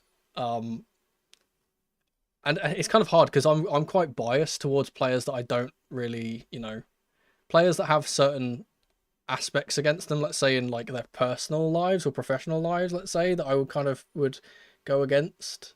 Um, so for example, I think Cristiano Ronaldo is phenomenal, right? Phenomenal footballer, very bad person. Not gonna put him in my all time, right? For Chelsea, oh, that's much harder. Okay, well, I would go if it's for Chelsea. It's actually a little bit easier to think about. I think obviously check in the back as a goalkeeper. It's 100% in there. Right back is obviously going to be, who would our right back be? I want to say Ivanovic, but it's probably Aspi at this point. I think Aspi's overtaken him there. Centre back's obviously John Terry and is it Terry and Silva at this point? It might be Silva. He might be in there now.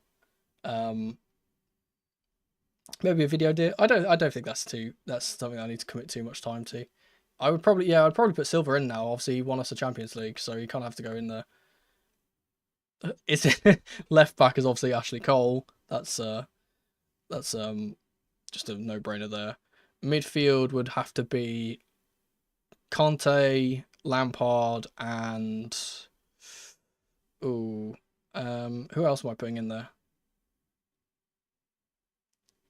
It's annoying because if I'm actually trying to make an 11 that kind of makes sense and has like players that are all kind of gonna synergize with each other, then I wouldn't put in Fabregas, for example. But I think Fabregas is one of the best midfielders that's ever played for us.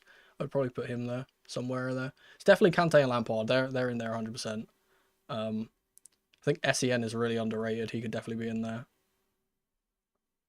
In terms of forwards, it would probably be.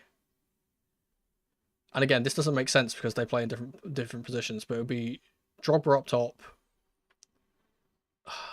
It's hard though because it's hard. Again, I'm from a different generation. I'm from a different generation, and though I think someone like Jimmy Floyd Hasselbank would probably go into our team. It's like if I'm putting a forward line, my favourites I would say are Drogba, Zola, and Hazard. Those are the three I would put in. But again, I don't know. Again, that's probably more recency bias. And again, I'm very clearly a very big Hazard fan. Like he's been my favourite player for a long, long time now.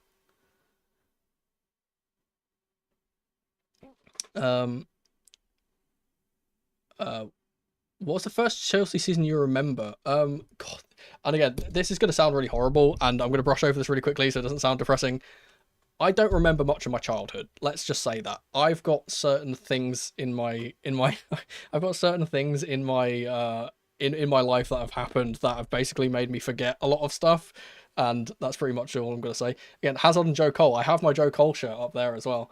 But basically, I don't really remember when the last time. Like I don't really remember like what I'm trying to think of like what my first Chelsea game was. I can't think of it. I literally can't think of it. I know, obviously, because I've still got like shirts and shorts and stuff from when I was a kid. But like, I know, obviously, I've been watching. I would say I've been actively watching Chelsea since I was like 4 or 5. Right when I started primary school and could like talk properly, I've been watching Chelsea. But I don't. And again, I don't know what season. Okay, let's work it out. What season would that be? That'd be 22 years ago. So that would be. I forget what's the year. It's 2025, so it would have been the 03, 04, 02, 03 or 02, or 03, 04 would probably be the first season I remember if I did remember it. But yeah, I said I've been a Chelsea fan since birth because it was my brother's team and I just immediately adopted it. Hang on, wait, what has Archer just said in here, by the way? Zola is spaghetti merchant, Joe Cole is a brother Englishman. Absolutely not. No, Zola's a magician. Like, and again, I think like Zola's a bit like again a bit before my time in terms of me like remembering everything from him or whatever. Like looking back at the way that he played, he's got the same thing. Sorry, but Spaghetti Merchant is so funny to me. But he's got that kind of same aura as Hazard, where it's just like he's a player that could make things happen from nothing, and there's no other player that kind of had that profile at the time. 22? No. I'm 27.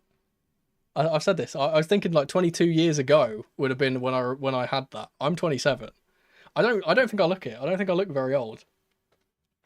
I've got a bit of a baby face. It's why I grow the beard out, so I don't look I don't look so bad. Bro, you guys will never ever see me clean shaven, by the way, ever. Like that's not happening. I'm never clean shaven. You're 30 this year. I remember a bit of pre-Abramovich. Yeah.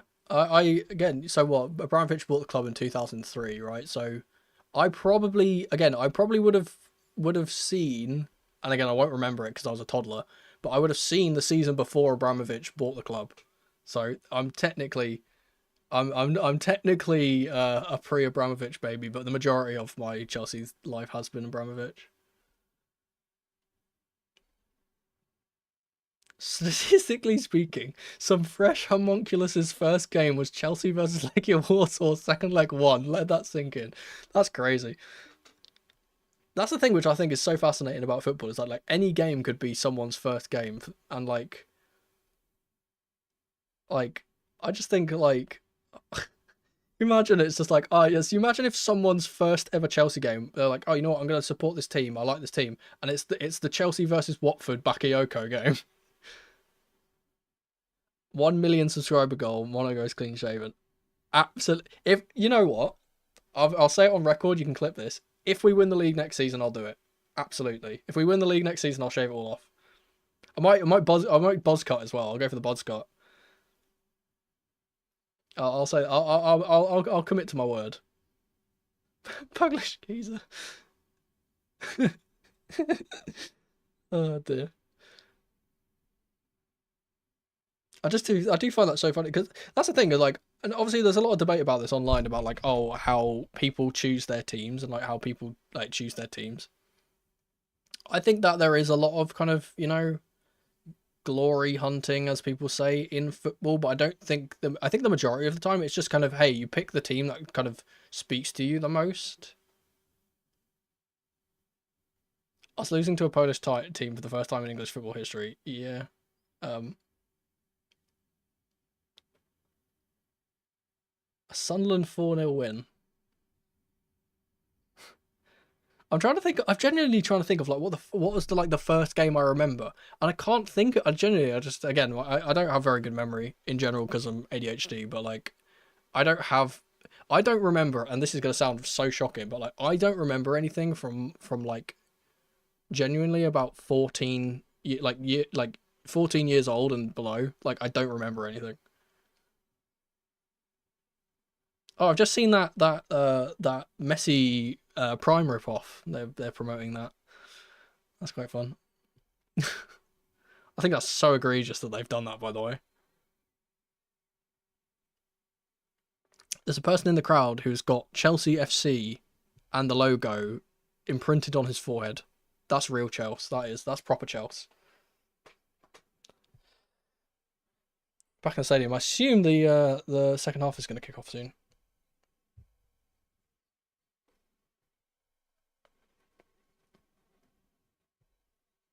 Oh, so the two other teams in our group are facing each other later today, I think. I will see if that is true or not. Yeah, Flamengo and ES Tunis, who I believe are a Tunisian side, they are facing at 2 o'clock in the morning tomorrow. We're in Group D. Oh, no more adverts. It wouldn't be DAZN if there wasn't an advert every 2 seconds. Dios mío. Yeah, I said if this season we win the league, I'll go scorched earth. I'll take everything off. Either that or I can dye my hair blue or something like that. Grade 0 all over. You know what? Actually, so I've said this, yeah. I've said this. Sorry, that is a wild thing. Live Manscaped sponsorship product demonstration is wild, absolutely wild. Oh my god, that's wild. But no, Manscaped is a product that again I'm a person that will only take sponsorships on on things that I genuinely either already use and support the product, or like I believe in. Manscaped is one of those ones where it's like a lot of people are sponsored by Manscaped, and then like you actually use the product and it doesn't work at all, and it's kind of like eh. And as I said, the thing which I've got coming up, which I've been hinting to all stream, again I'm so excited for it. The thing I've got hinted that I'm coming up is one of those where it's something that I've used in the past. It's something that I trust. Obviously, I would never promote anything. You guys know me. I'm not like that. I would never promote anything just for the money or whatever. I'd only promote things I actually care about or like think are good. I'm not gonna be like, here's I'm trying to think of a brand name that doesn't actually exist, so I don't offend anyone. Here is Ultra Pill. Wait. Here is Blueco Viagra or something like that. I wouldn't. I wouldn't do that. Some bloke in Florida chopped half his bollock off with Manscaped, or so I've been told. So when did you go to a trip in Florida? That's all I'm asking. We need to bring back Mugcam now in black and white. Honestly, I would do that. So at the moment I'm using my mono cup.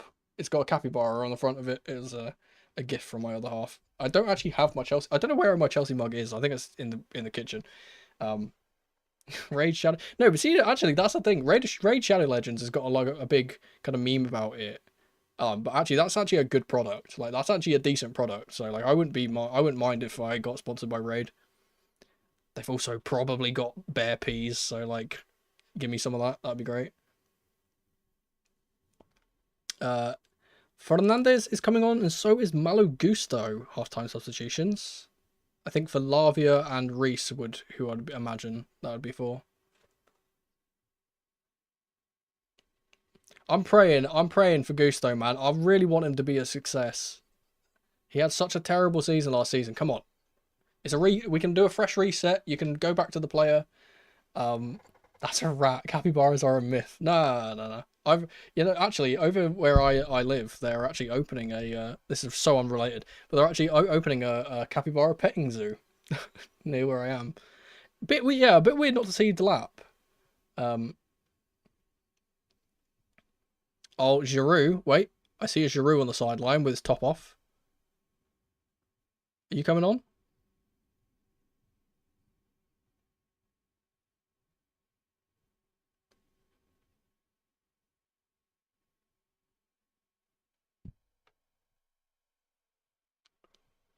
Why is Maresca edging us?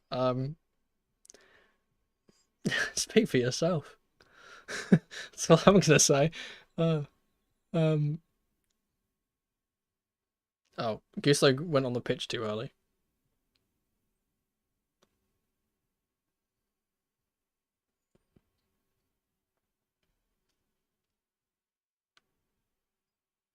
God, I'm looking around at this like drone shot. There is no one in the crowd. Like, there's hardly anyone there. That's crazy.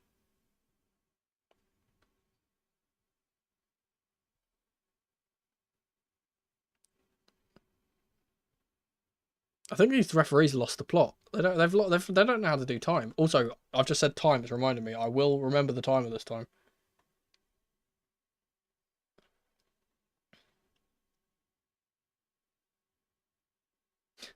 It's just weird. They just keep showing us showing a picture of Giroud with his top off. I'm not complaining or anything, but like still, like it's a bit weird. He's just standing there without his top on in the heat.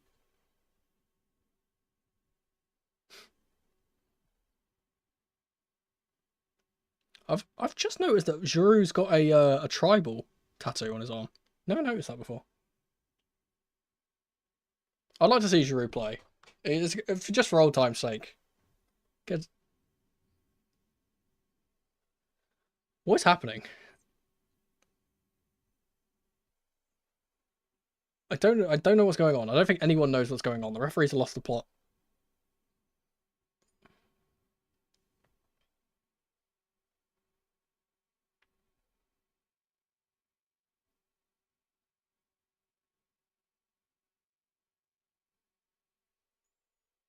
Oh, Enzo's having to come off the pitch as well. Right.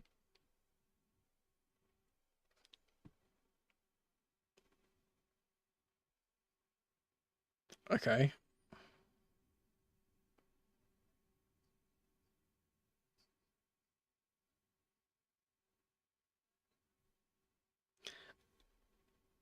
So okay, so the delay is because they're trying to make a substitution and Giroud forgot his shirt.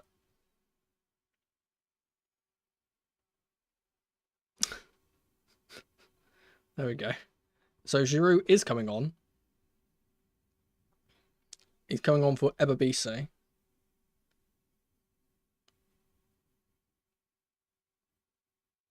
Oh god, they blew the whistle so quickly. Oh! Wait, is it working? Oh my god, it's not working. Hello? You know what? I'll wait for 1 minute. Wait, this needs to be 46.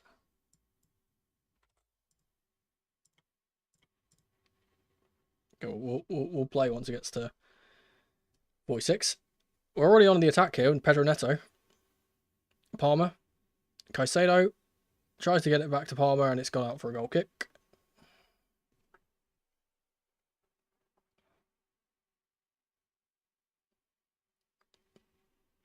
Then I'll fix the timer in a second.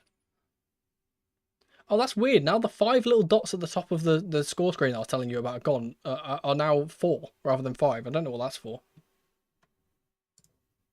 There we go.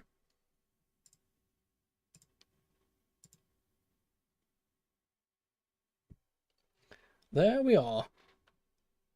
Jackson being bullied.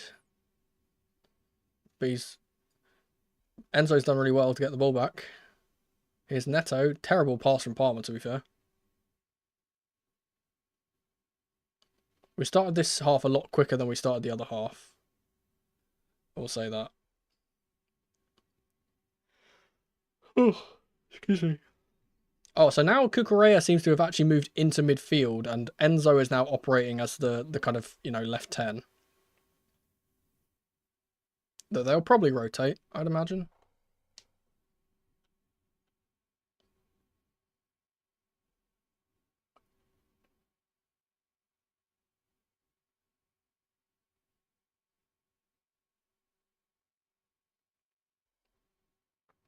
Yeah, it does look like Cucurella is fully inverted at this point, which is something we haven't seen a lot under Enzo Maresca, actually. And it does seem like Malagusto is actually staying as a kind of a right centre-back and not doing the inverting. So I think we've kind of seen now, like, hey, Gusto is not good at this role. Let's not put him there anymore.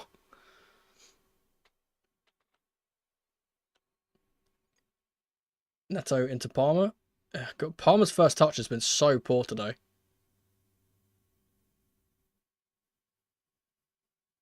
Keeps losing the ball in those scenarios. Okay, here comes the pressure from Chelsea.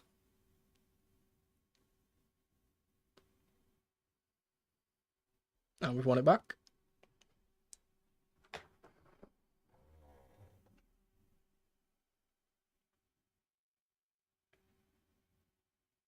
Cuckoo to Madueke, and he's had a horror touch as well.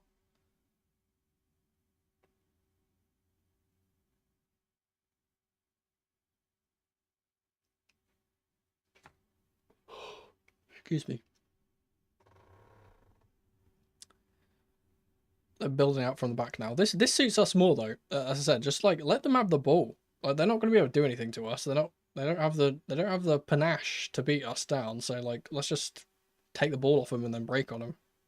It worked in the first half. I don't know why we don't just do it again. There we go. Caicedo has won the ball back. Oh. A little bit loose from our team. We've won it back. Here comes Enzo. He's going to launch a long pass down the left-hand channel for Madueke. Done really well to get it to Jackson. Nice little flick back to Madueke, but again, it's not able to do anything because he's not on his stronger left foot. It's so annoying seeing him there. Good work from Gusto.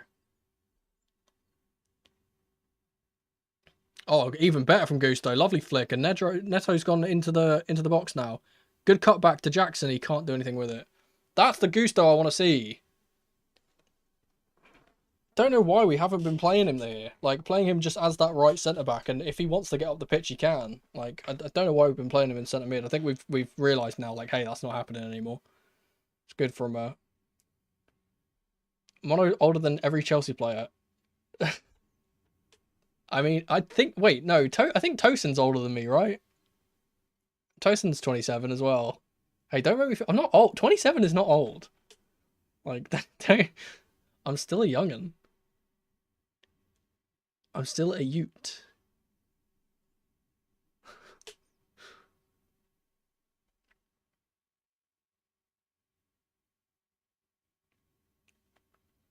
think Gusto's also got a bit of confidence from that France performance he was in at times. He's doing give and goes and stuff. He's just giving the ball away, but I think that was more on Palmer not really going for the ball. They're going to try and take a shot here. Deflection! Oof. Giroud nearly getting a touch. Wow. I'm getting bullied by my own audience. That's actually kind of crazy. That's diabolical.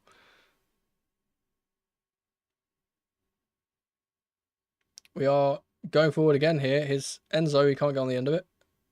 He's not quick enough. Okay, the game's going like back to front, back to front, back to front. Martinez done really well there. His shot is so bad.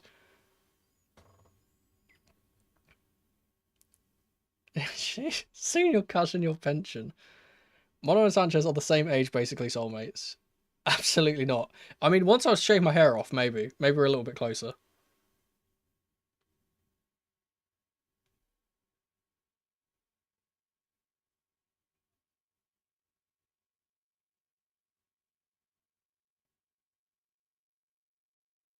So this is very reminiscent of the Poch kind of era of inverted fullbacks where we had at the end of that season that we had with him, where Cuckoo is playing as this kind of deeper midfielder. That's a fantastic ball from Tosin. Is Madueke?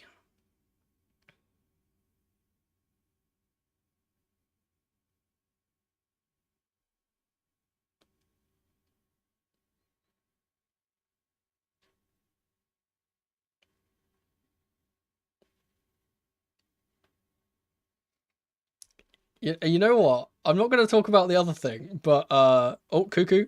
Wait, hang on. Madueke clips the ball in. No one's gone for it.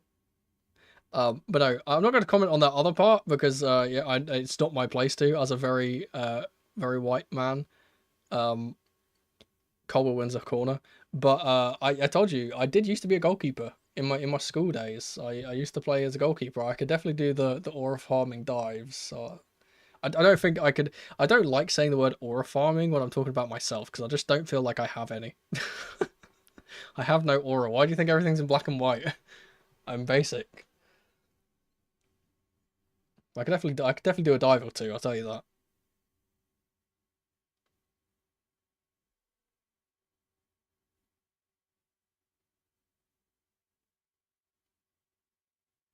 Neto to take the corner. Short to Palmer. Enzo. Neto. We've committed all of our players. Oh, it's Jackson! Oh! Who? How are they not? How has he not scored? I think. Wait, was it Jackson or was it Tosin? I think it might have been Tosin actually. Good work from Neto. No, it is. It's Jackson. Oh my goodness, it's a great save from Lloris. Wait, is it Lloris? I don't know who blocks that actually. Imagine if that's the lap. That's probably in. Here's Palmer on the left from another corner.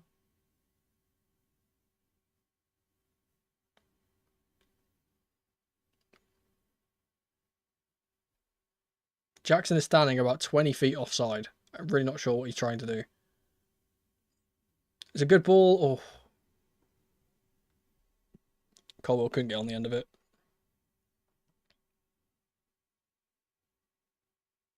I'm trying to look on the bench to see if there's any players that got bibs off and stuff that might be coming on. I think that I just saw Jurgensen with his bib off, which is interesting.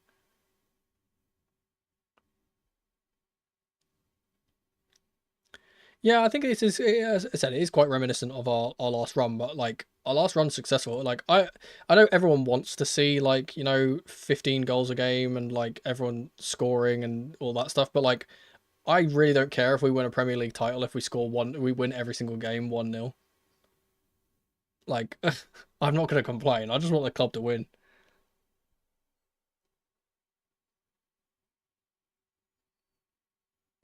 I just said something about Mudryk. You could keep my boy's name out of your mouth.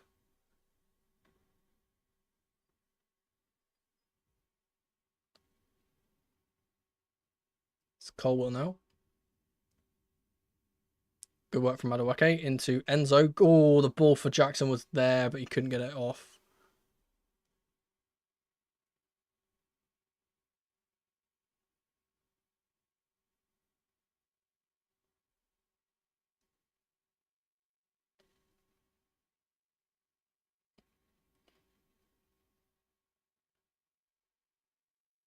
Long ball, trying to seek out Giroud, but not happening.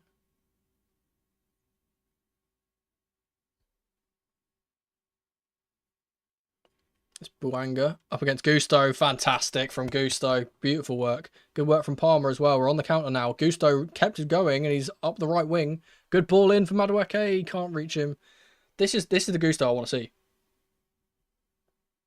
This is the Gusto I want to see. He's just so much better. And he's all the way back defending now as well. No, it's not. It's actually Neto who was doing the defending there, and he's not been able to stop Buanga from getting his shot away, but Sanchez saves it pretty comfortably.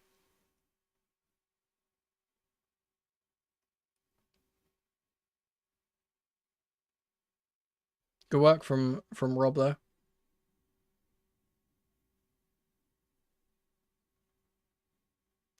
Odds on we get a 30-minute cameo from Delap and he scores a goal and settles the game for us. That'd be good. Oh, it's fantastic playing the midfield from Cucurella and Caicedo to get us out. Is Palmer has gone wide here, wide right. He's does pass one, cross the box. Oh. Which team am I most scared of in the Prem? This is gonna sound weird, but I want to say Tottenham because they're going to be getting Thomas Frank, and we always lose to Brentford, and obviously Tottenham are just a better Brentford. Like they've got better players than Brentford, so maybe them, genuinely. But no. In all seriousness, it's probably the only team I'm really that afraid of is Liverpool because Liverpool are just really really good. They're like they're just complete leaps and bounds better than all the other teams. I think we can kind of go toe to toe with anyone else.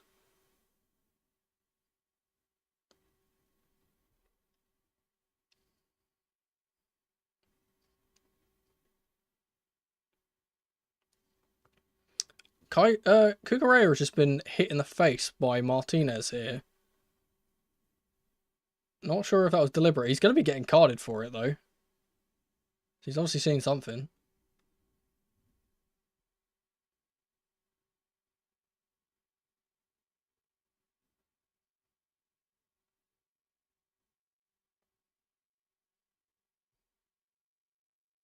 Oh, he has struck out at him, you know. That could be a red. He's like slapped him in the face. Dirty, dirty, dirty. I'm kidding. I don't think that's a red. I think a yellow is fine for that, but it is a bit naughty. Premier League ref would have probably given that as a red.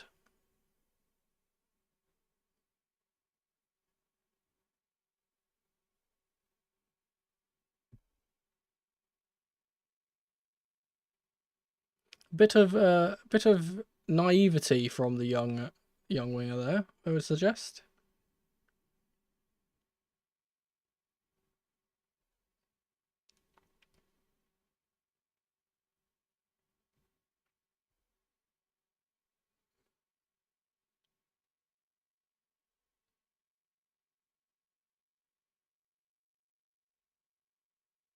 Long ball from Sanchez will go to the left wing, and never mind, it's off the pitch.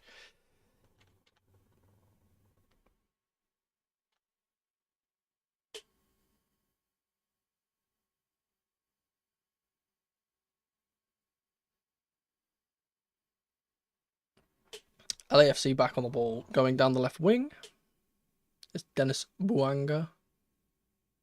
I keep calling him Dennis. I know his name is Denny. I keep pronouncing it Dennis, and I apologise. I just got that in my head. Also, the commentary team keep calling him Dennis instead of Denny instead. Ball inside to Giroud. Good hold-up play from him. And Caicedo's won the ball back.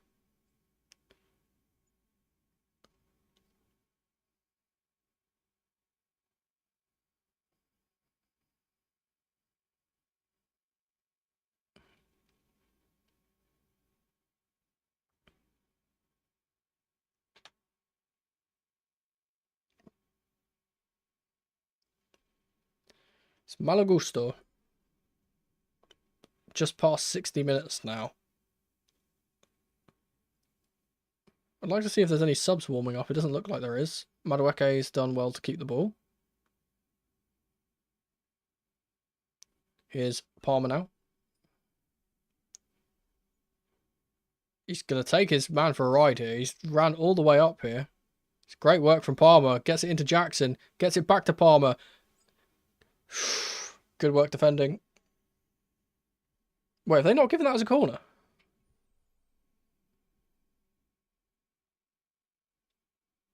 Oh, Liam Delap is on the sideline, stripped and ready.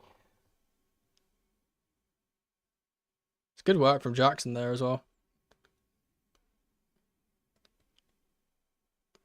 Bring him on. Bring on Delap. I assume we're going to put him on now and wait to take this corner, considering... No? I think he's still got to go through some of the set-piece stuff with Quaver.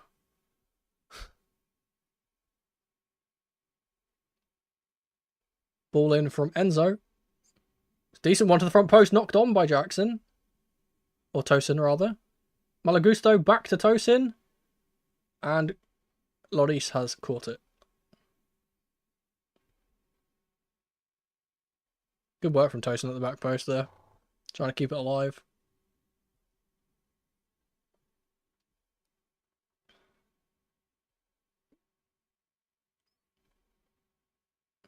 Oh. Ooh. Martinez has gone in on Cucurella again. I don't know if he did that deliberately, to be fair. I think they kind of just ran into each other, but... Oh, he's kicked the ball away as well. Send him off, man. This guy's a petulant child. Get him off. One more of those kind of incidents. I think he's going off, honestly. Palmer to Neto. Great fake by Neto and allows Palmer to go around the wide area. Hollinshead's done decent to kind of get the ball there. I will say one thing we're seeing in the second half that we didn't see a lot of in the first half, and it's good to see, is Neto going inside and allowing Cole Palmer to take that wide right space instead. 32 is coming on as well. George is coming on for Madueke, and Delap is coming on for Jackson. So Madueke, Jackson off, George and Delap on. Which makes me think that Neto is going to stay on the left-hand side, or on the right-hand side, rather. George will probably come onto the left. Good work from Jackson today. Took his assist well. Good link up with Palmer at the end there as well. Let's see what Delap can do. This is exciting.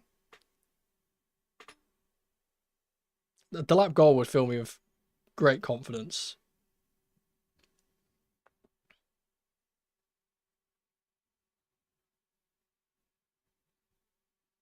He gets a really big ovation with him coming on, by the way. If he scores and then in the interview apologises for diving against us last season, he's legend status for me. Here's Levi Colwill.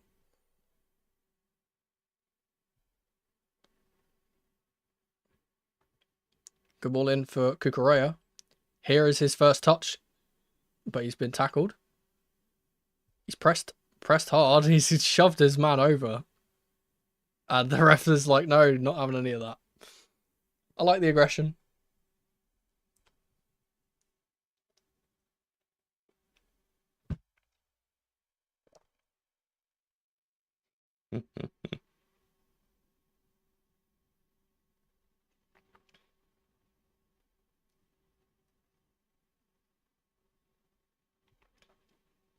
Good work from Tosin to step in front of his man, and then he's completely clattered a player.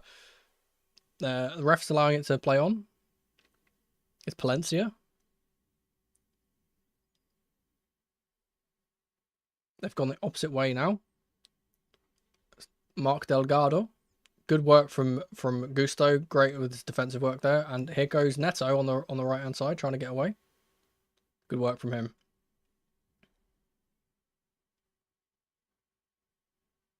Oh, Palmer has ballooned one after being attacked. Oh, great work from George. Oh, but he's lost it though afterwards.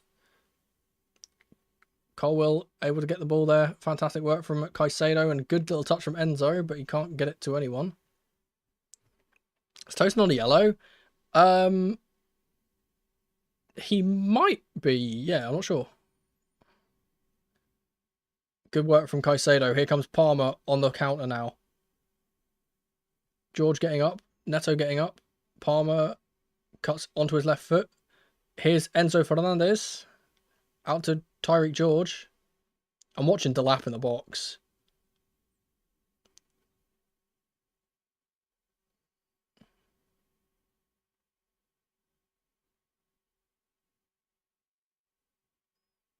Buwanga wins the ball up against Caicedo, but then fouls his man.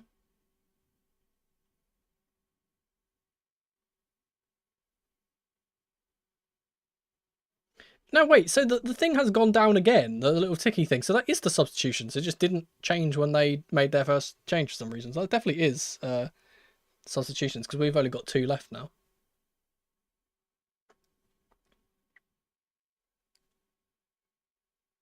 Caicedo to take the free kick.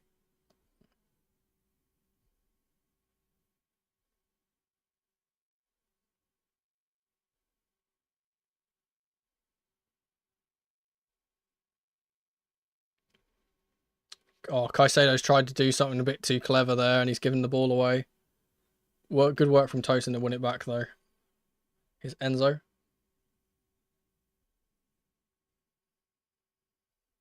Enzo trying something a bit too clever as well.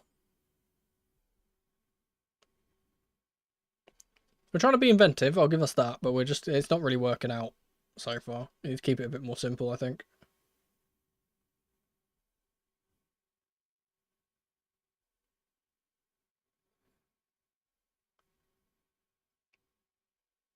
Delgado will play it into Palencia on the right side. Back to Buwanga. Good work from George to get it past his man. Needs to be careful here, though. And he has been fouled. So it's going to be given as a free kick. Lovely.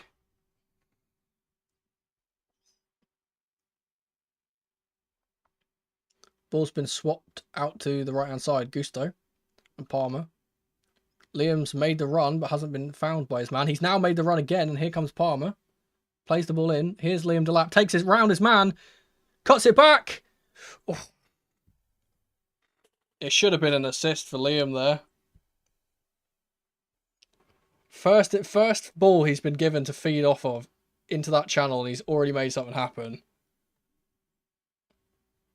Did so well to get past Segura there. If Enzo was a bit quicker, he gets a goal though.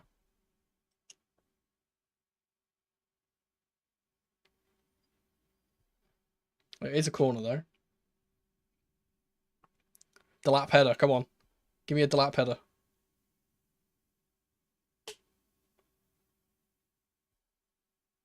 Oh, it's gone short. It's Caicedo. Back to Palmer. Back to Caicedo. I hate short corners so much. But I shouldn't though, because Palmer's in. Oh, he's ballooned it. He's got so underneath it. Oh, I can't believe he is missed by that much. That's crazy. I don't know if it took a bobble. It's fantastic work from Neto again, actually.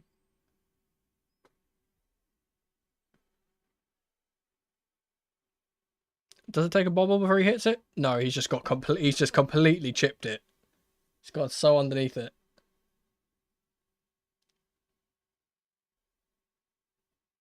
So you know what, Neto? I ever since I'd said that Neto was useless and he wasn't doing anything, he's actually started playing well. It's the mono jinx coming in again. It's undefeated, I tell you. Anything I say, just the opposite happens.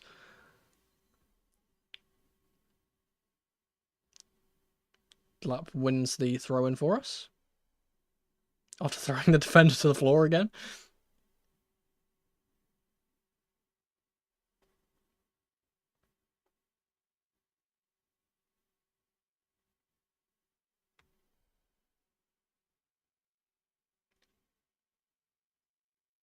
Enzo does really well to get it through to Caicedo. He's going to burst through the middle here. He's got space to run into. Box to box Caicedo, who gets it to Liam Delap, who's been tackled. Good work from Cucurella to get it back. What? Oh, offside. I thought he gave that as a foul. I was like, he's off your rocker, but it's offside. I think Delap was offside when he received it.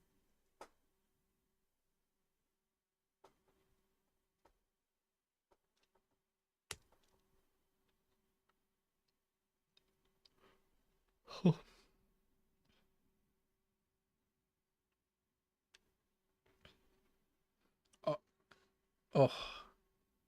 Delap, it's like almost happening for him. Like he's almost getting the opportunities, but it keeps just falling away from him at the last second.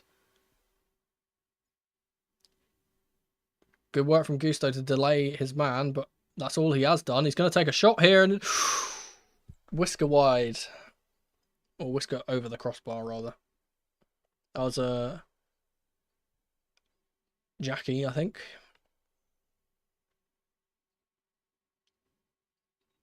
Yeah, it was. The left back.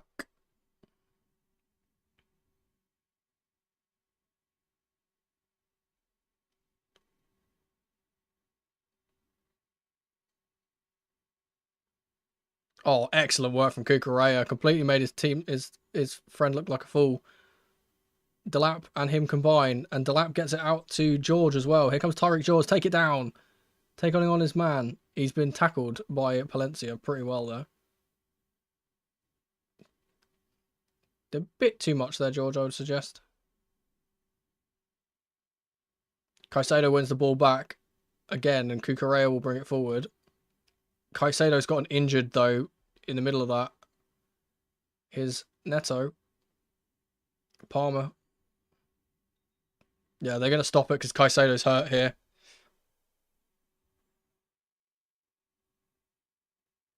It just looks like it's not broken or anything. It looks like an impact injury. So he just collided with Cucurella. They both went for the same ball. Cuckoo's not looking particularly good either. Well, thank fucking God we've bought Asugo, eh? Because we might need him. Cuckoo looks pretty worse for wear as well, which is kind of worrying considering he's our only left back. Caicedo is back up on his feet, so yeah, I think it is just a little impact injury. I don't think he's...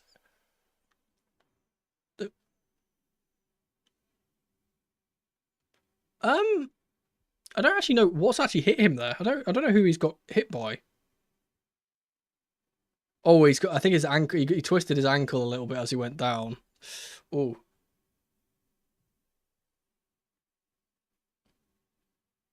Here comes Palmer. Drop ball from the referee. He's giving it straight to us. There, he seems to be okay to play on. Good for us. Enzo trying the crossfield pass, it not working out.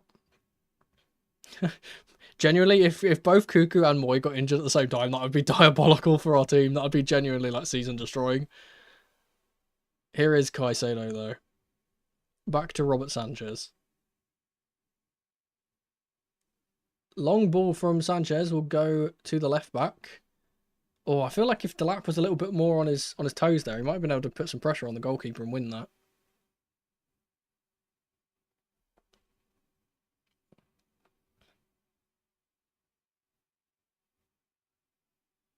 Cuckoo has hacked someone from behind. Martinez, and he's been booked. I think there might be a little bit of play acting at play there. Maybe.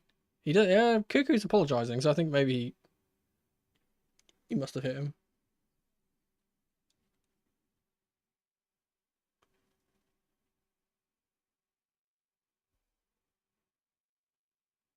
Yeah, we have a kind of like a curse.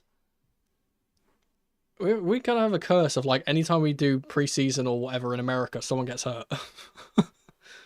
It's because of the artificial pitches, man. They're just not good enough to play on, like genuinely. Ball back with Lloris. Delap puts the pressure on. Ball is bad. It goes to Neto, who wins it. And it's fallen for Liam Delap. Trying to take it past his man. He's going to be tackled by someone else. That's not a foul at all, man. That is so bad. I think Delap has shown his tenacity so far. Hasn't really shown too much quality though. It's only early though. He's very obviously trying to prove himself is the thing. I think he probably needs to just like chill out a little bit. Good work from Tosin to win the header. And Enzo too. Good tackle from Caicedo, and they've fucking given a foul against him for some reason. Yeah, the ref does like to have a little bit of a word, doesn't he? Not always necessary, but there we are. Neto wins the ball back.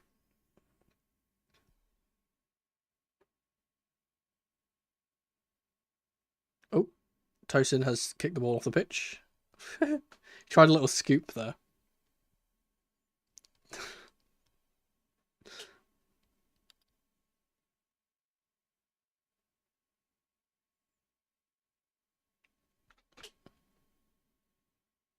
It's out wide with Palencia now. It's being marked by George.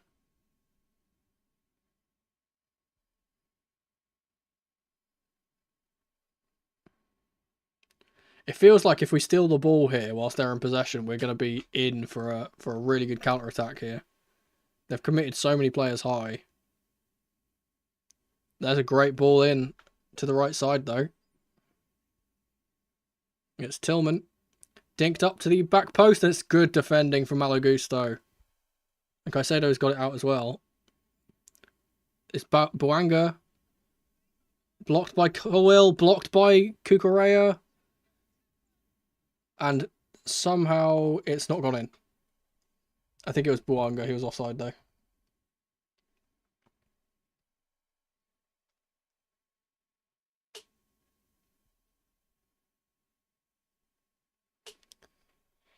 Bit squeaky bum time, but that's alright. So it was a good initial pass that kind of unlocked us there.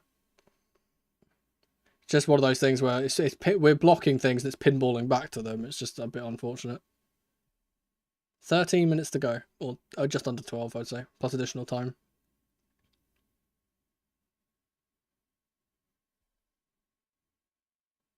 Here's Gusto.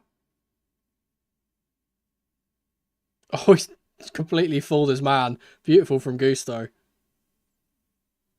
And Neto's been fouled. You know what? Gusto has been really, really good since he came on. Like, genuinely. He's been really good. He's back to his best by the looks of things. Don't know what's happened. He just had like a complete reset, like mental reset. He's just suddenly turned back into the player that he was under Poch.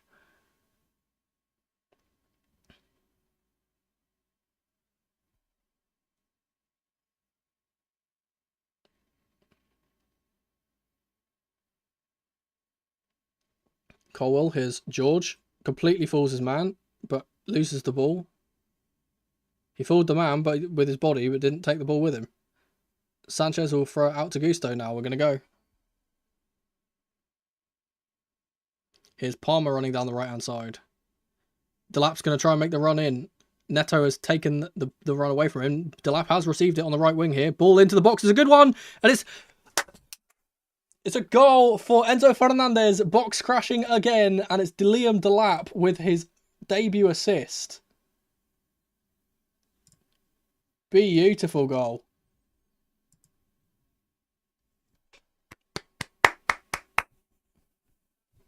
Great fucking work from Liam. That's what he provides you as well. It's that run into the channel. Run into the channel, gets it ball from Palmer. He just says, you know what? It's in the box now. Beautiful delivery. It falls. That ball is so good that it falls to the feet of Enzo in the box from an aerial. That's crazy. That's such an accurate ball. Good touch from Enzo as well, and he beats Lloris.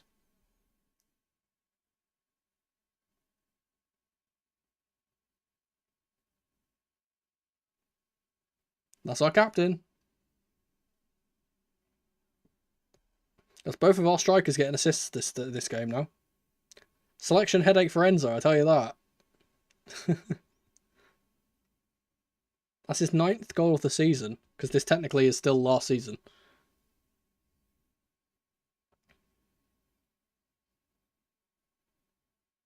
They're now bringing on they're bringing on Amaya, I believe. I think Amaya, he might be the one that does the long throws. I know one of their midfielders does the long throws.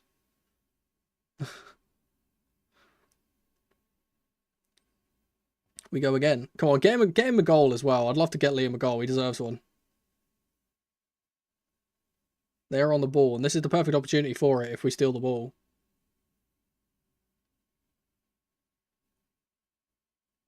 Or Gusto's not been able to get there. Here comes Bouanga. And Gusto has done really, really well to put off Bouanga there. Good save from Sanchez too. They want to have a pen. I don't think they're going to get one.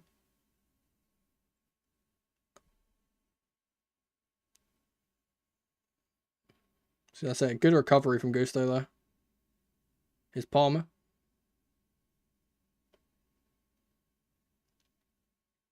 Cucurella in the midfield here.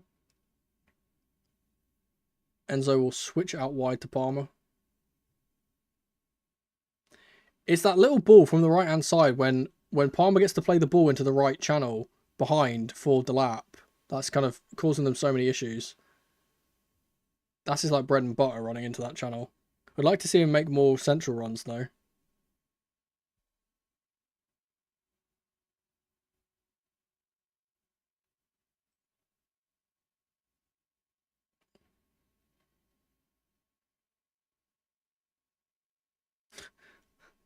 So funny. Sanchez doesn't need to be that dramatical about that fucking save, but he does it anyway. It's so funny. Just aura farming for no reason. Here comes Gusto up the right side. Pedro Neto. Back to Gusto. To Caicedo. He's just made 5 players look like a fool. Here's Tosin.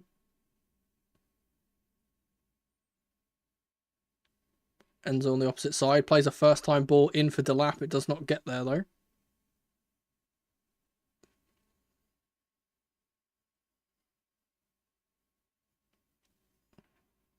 It doesn't seem like, at least he hasn't been instructed to, that it hasn't really seemed that Delap is deciding to press.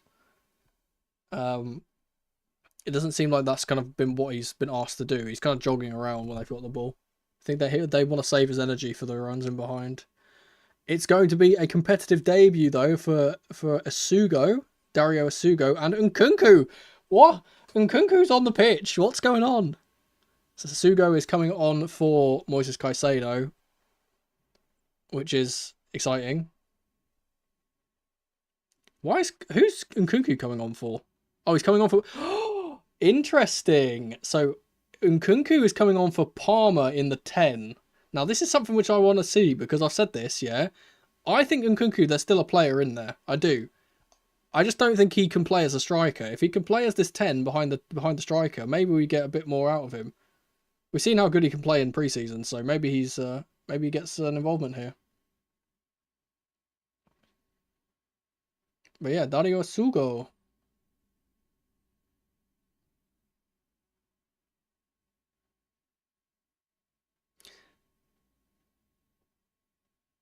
So if we can get Nkunku playing as the rotational 10 and be able to rest Palmer, like, I'm not going to complain. Like, then we don't have to spend money on someone.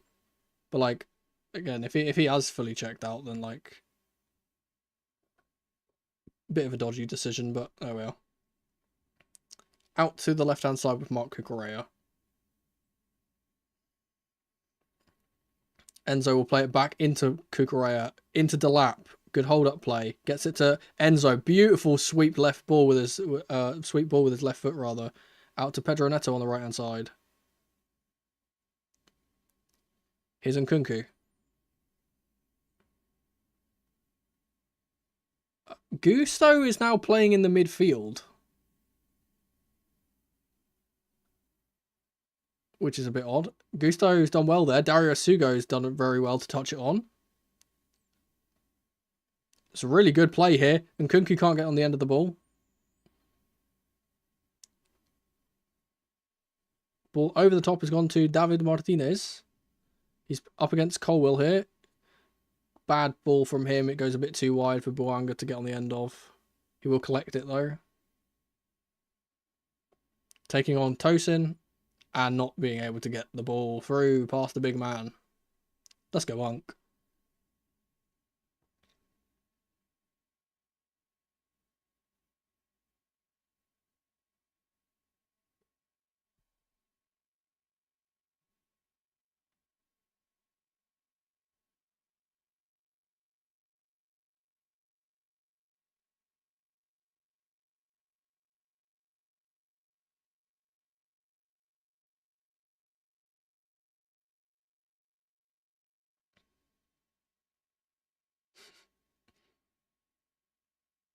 Here comes LAFC again. Good work from Asugo to win the ball back. Here's Delap. Does really, really well to get the ball to George. George goes out wide to Pedro Neto. Dink to the back post where Nkunku is laying, and he can't get on the end of it. If that ball goes to Delap, it's probably a goal, to be fair. There's a double substitution for LAFC. Marlon and Yeboah coming on.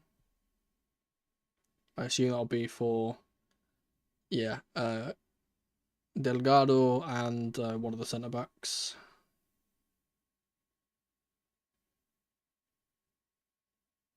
Who's the centre-back who's coming off?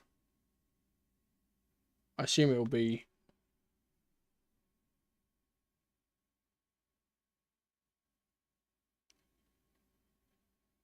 I'm not sure.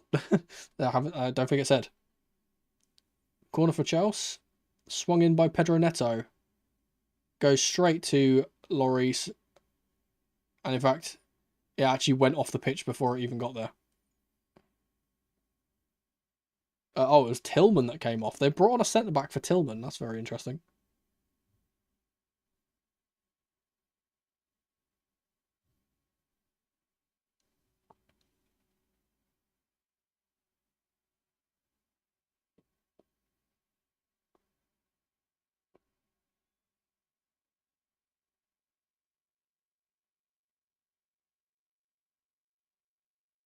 Good high pressure from Chelsea here. It's fallen.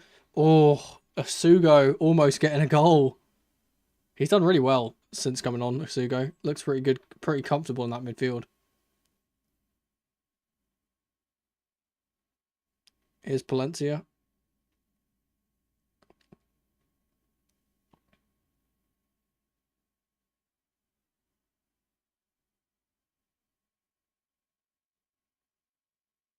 Switch ball from Yeboah.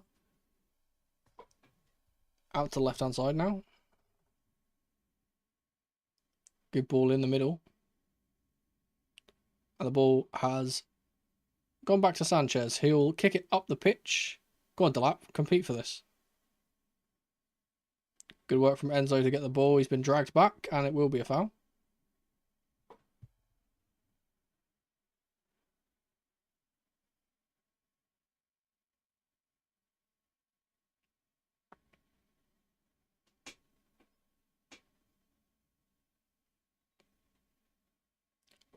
Unfortunately for Giroud, he has not really gotten any touches of the ball. Am I going to do an FPL league this season? Yeah, probably. I always figure, like, with my FPL, like, I'm a person that doesn't, like, stick to FPL, and, like, I'm not a person that goes, like, oh, I'm going to look game week to game week and, like, you know, like, to swap in my players and swap out my players. I'm, like, never that committed to it. I just pick a team for the first week and then just see if that team could do well. But yeah, I'll probably open a league for the for the audience, as ever. As I normally do that.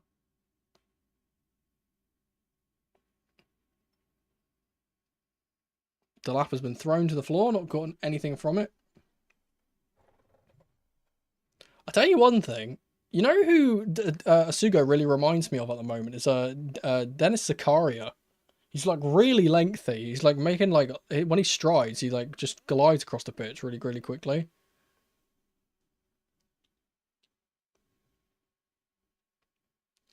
One Dennis Zakaria used to be the player that I repped on Twitter as my Avi. That's before I became before my YouTube channel basically was the thing. Shot comes in from LAFC, it falls straight to Sanchez. No worries there.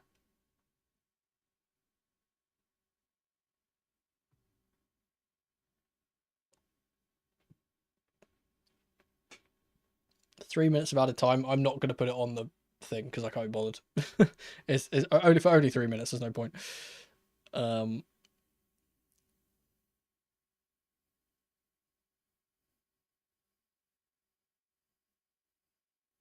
Here's Nkunku.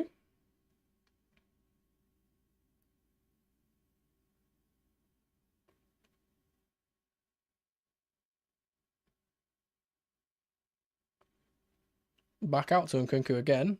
He's got space to run into this time. Neto. No, he's still got energy. Plays it into Enzo Fernandez. Out wide to Tyreek George. Beats his man. Can't get it to Enzo though. Back out to Neto on this left-hand side now. Oh, he was going to swing in a ball for Delap there. He thought against it. Good work. Here's Nkunku.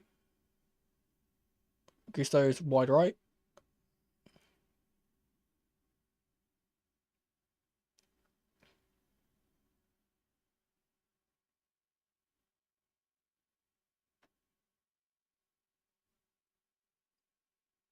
Good work from Neto. Oh, the referee has blown the whistle for no reason. Palencia's been given a yellow, but like, come on, we were playing on. Dior.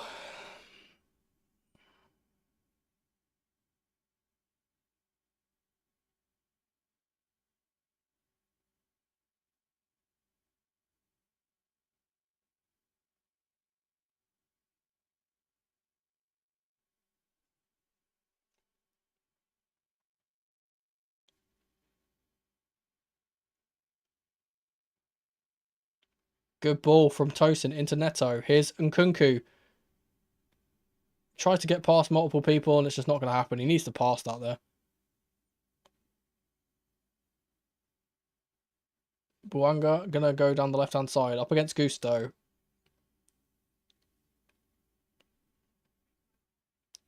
He's dived into the box and he's not going to get anything for that. Good defending from Gusto. Delap's done well. Up against his man. He plays it to Pedro Neto. There's only Neto! Oh! Hits the crossbar. Would have been the icing on the cake of the final seconds of the half. But that is the final whistle. Chelsea have beaten LAFC 2-0. Let's just turn that off. That's going to annoy me. Beaten Chelsea 2-0 in this first game, group game of the Club World Cup. Before we go and before I say goodbye to you guys, let's quickly switch to the bingo card. We can tick off some of these things because yeah, it's getting late. I need to finish this up quite quickly. Also, it's very hot. Over 2 debuts. We need 3 debuts. We got Delap, we got Asugo, we got is that it? Delap and Asugo? Oh no. Wait. It's got to be someone else, right? Oh no, we've only got 2. We're not going to get the over. Unless am I forgetting someone? No, who else? No, it was just Delap and Asugo with the two debuts. So we can't get this, unfortunately. Palmer goal / assist. Does Palmer get a goal or assist here? Jackson gets the first assist. Delap gets the second assist. Neto gets the first goal. Enzo gets the second goal. So no Palmer G/A. Clean sheet. We do get to tick this off. I did do the clapping. I didn't hurt my hands though. No James assist. We have well in. I definitely did this. I don't think I complained about the commentary. No goal for Delap, unfortunately.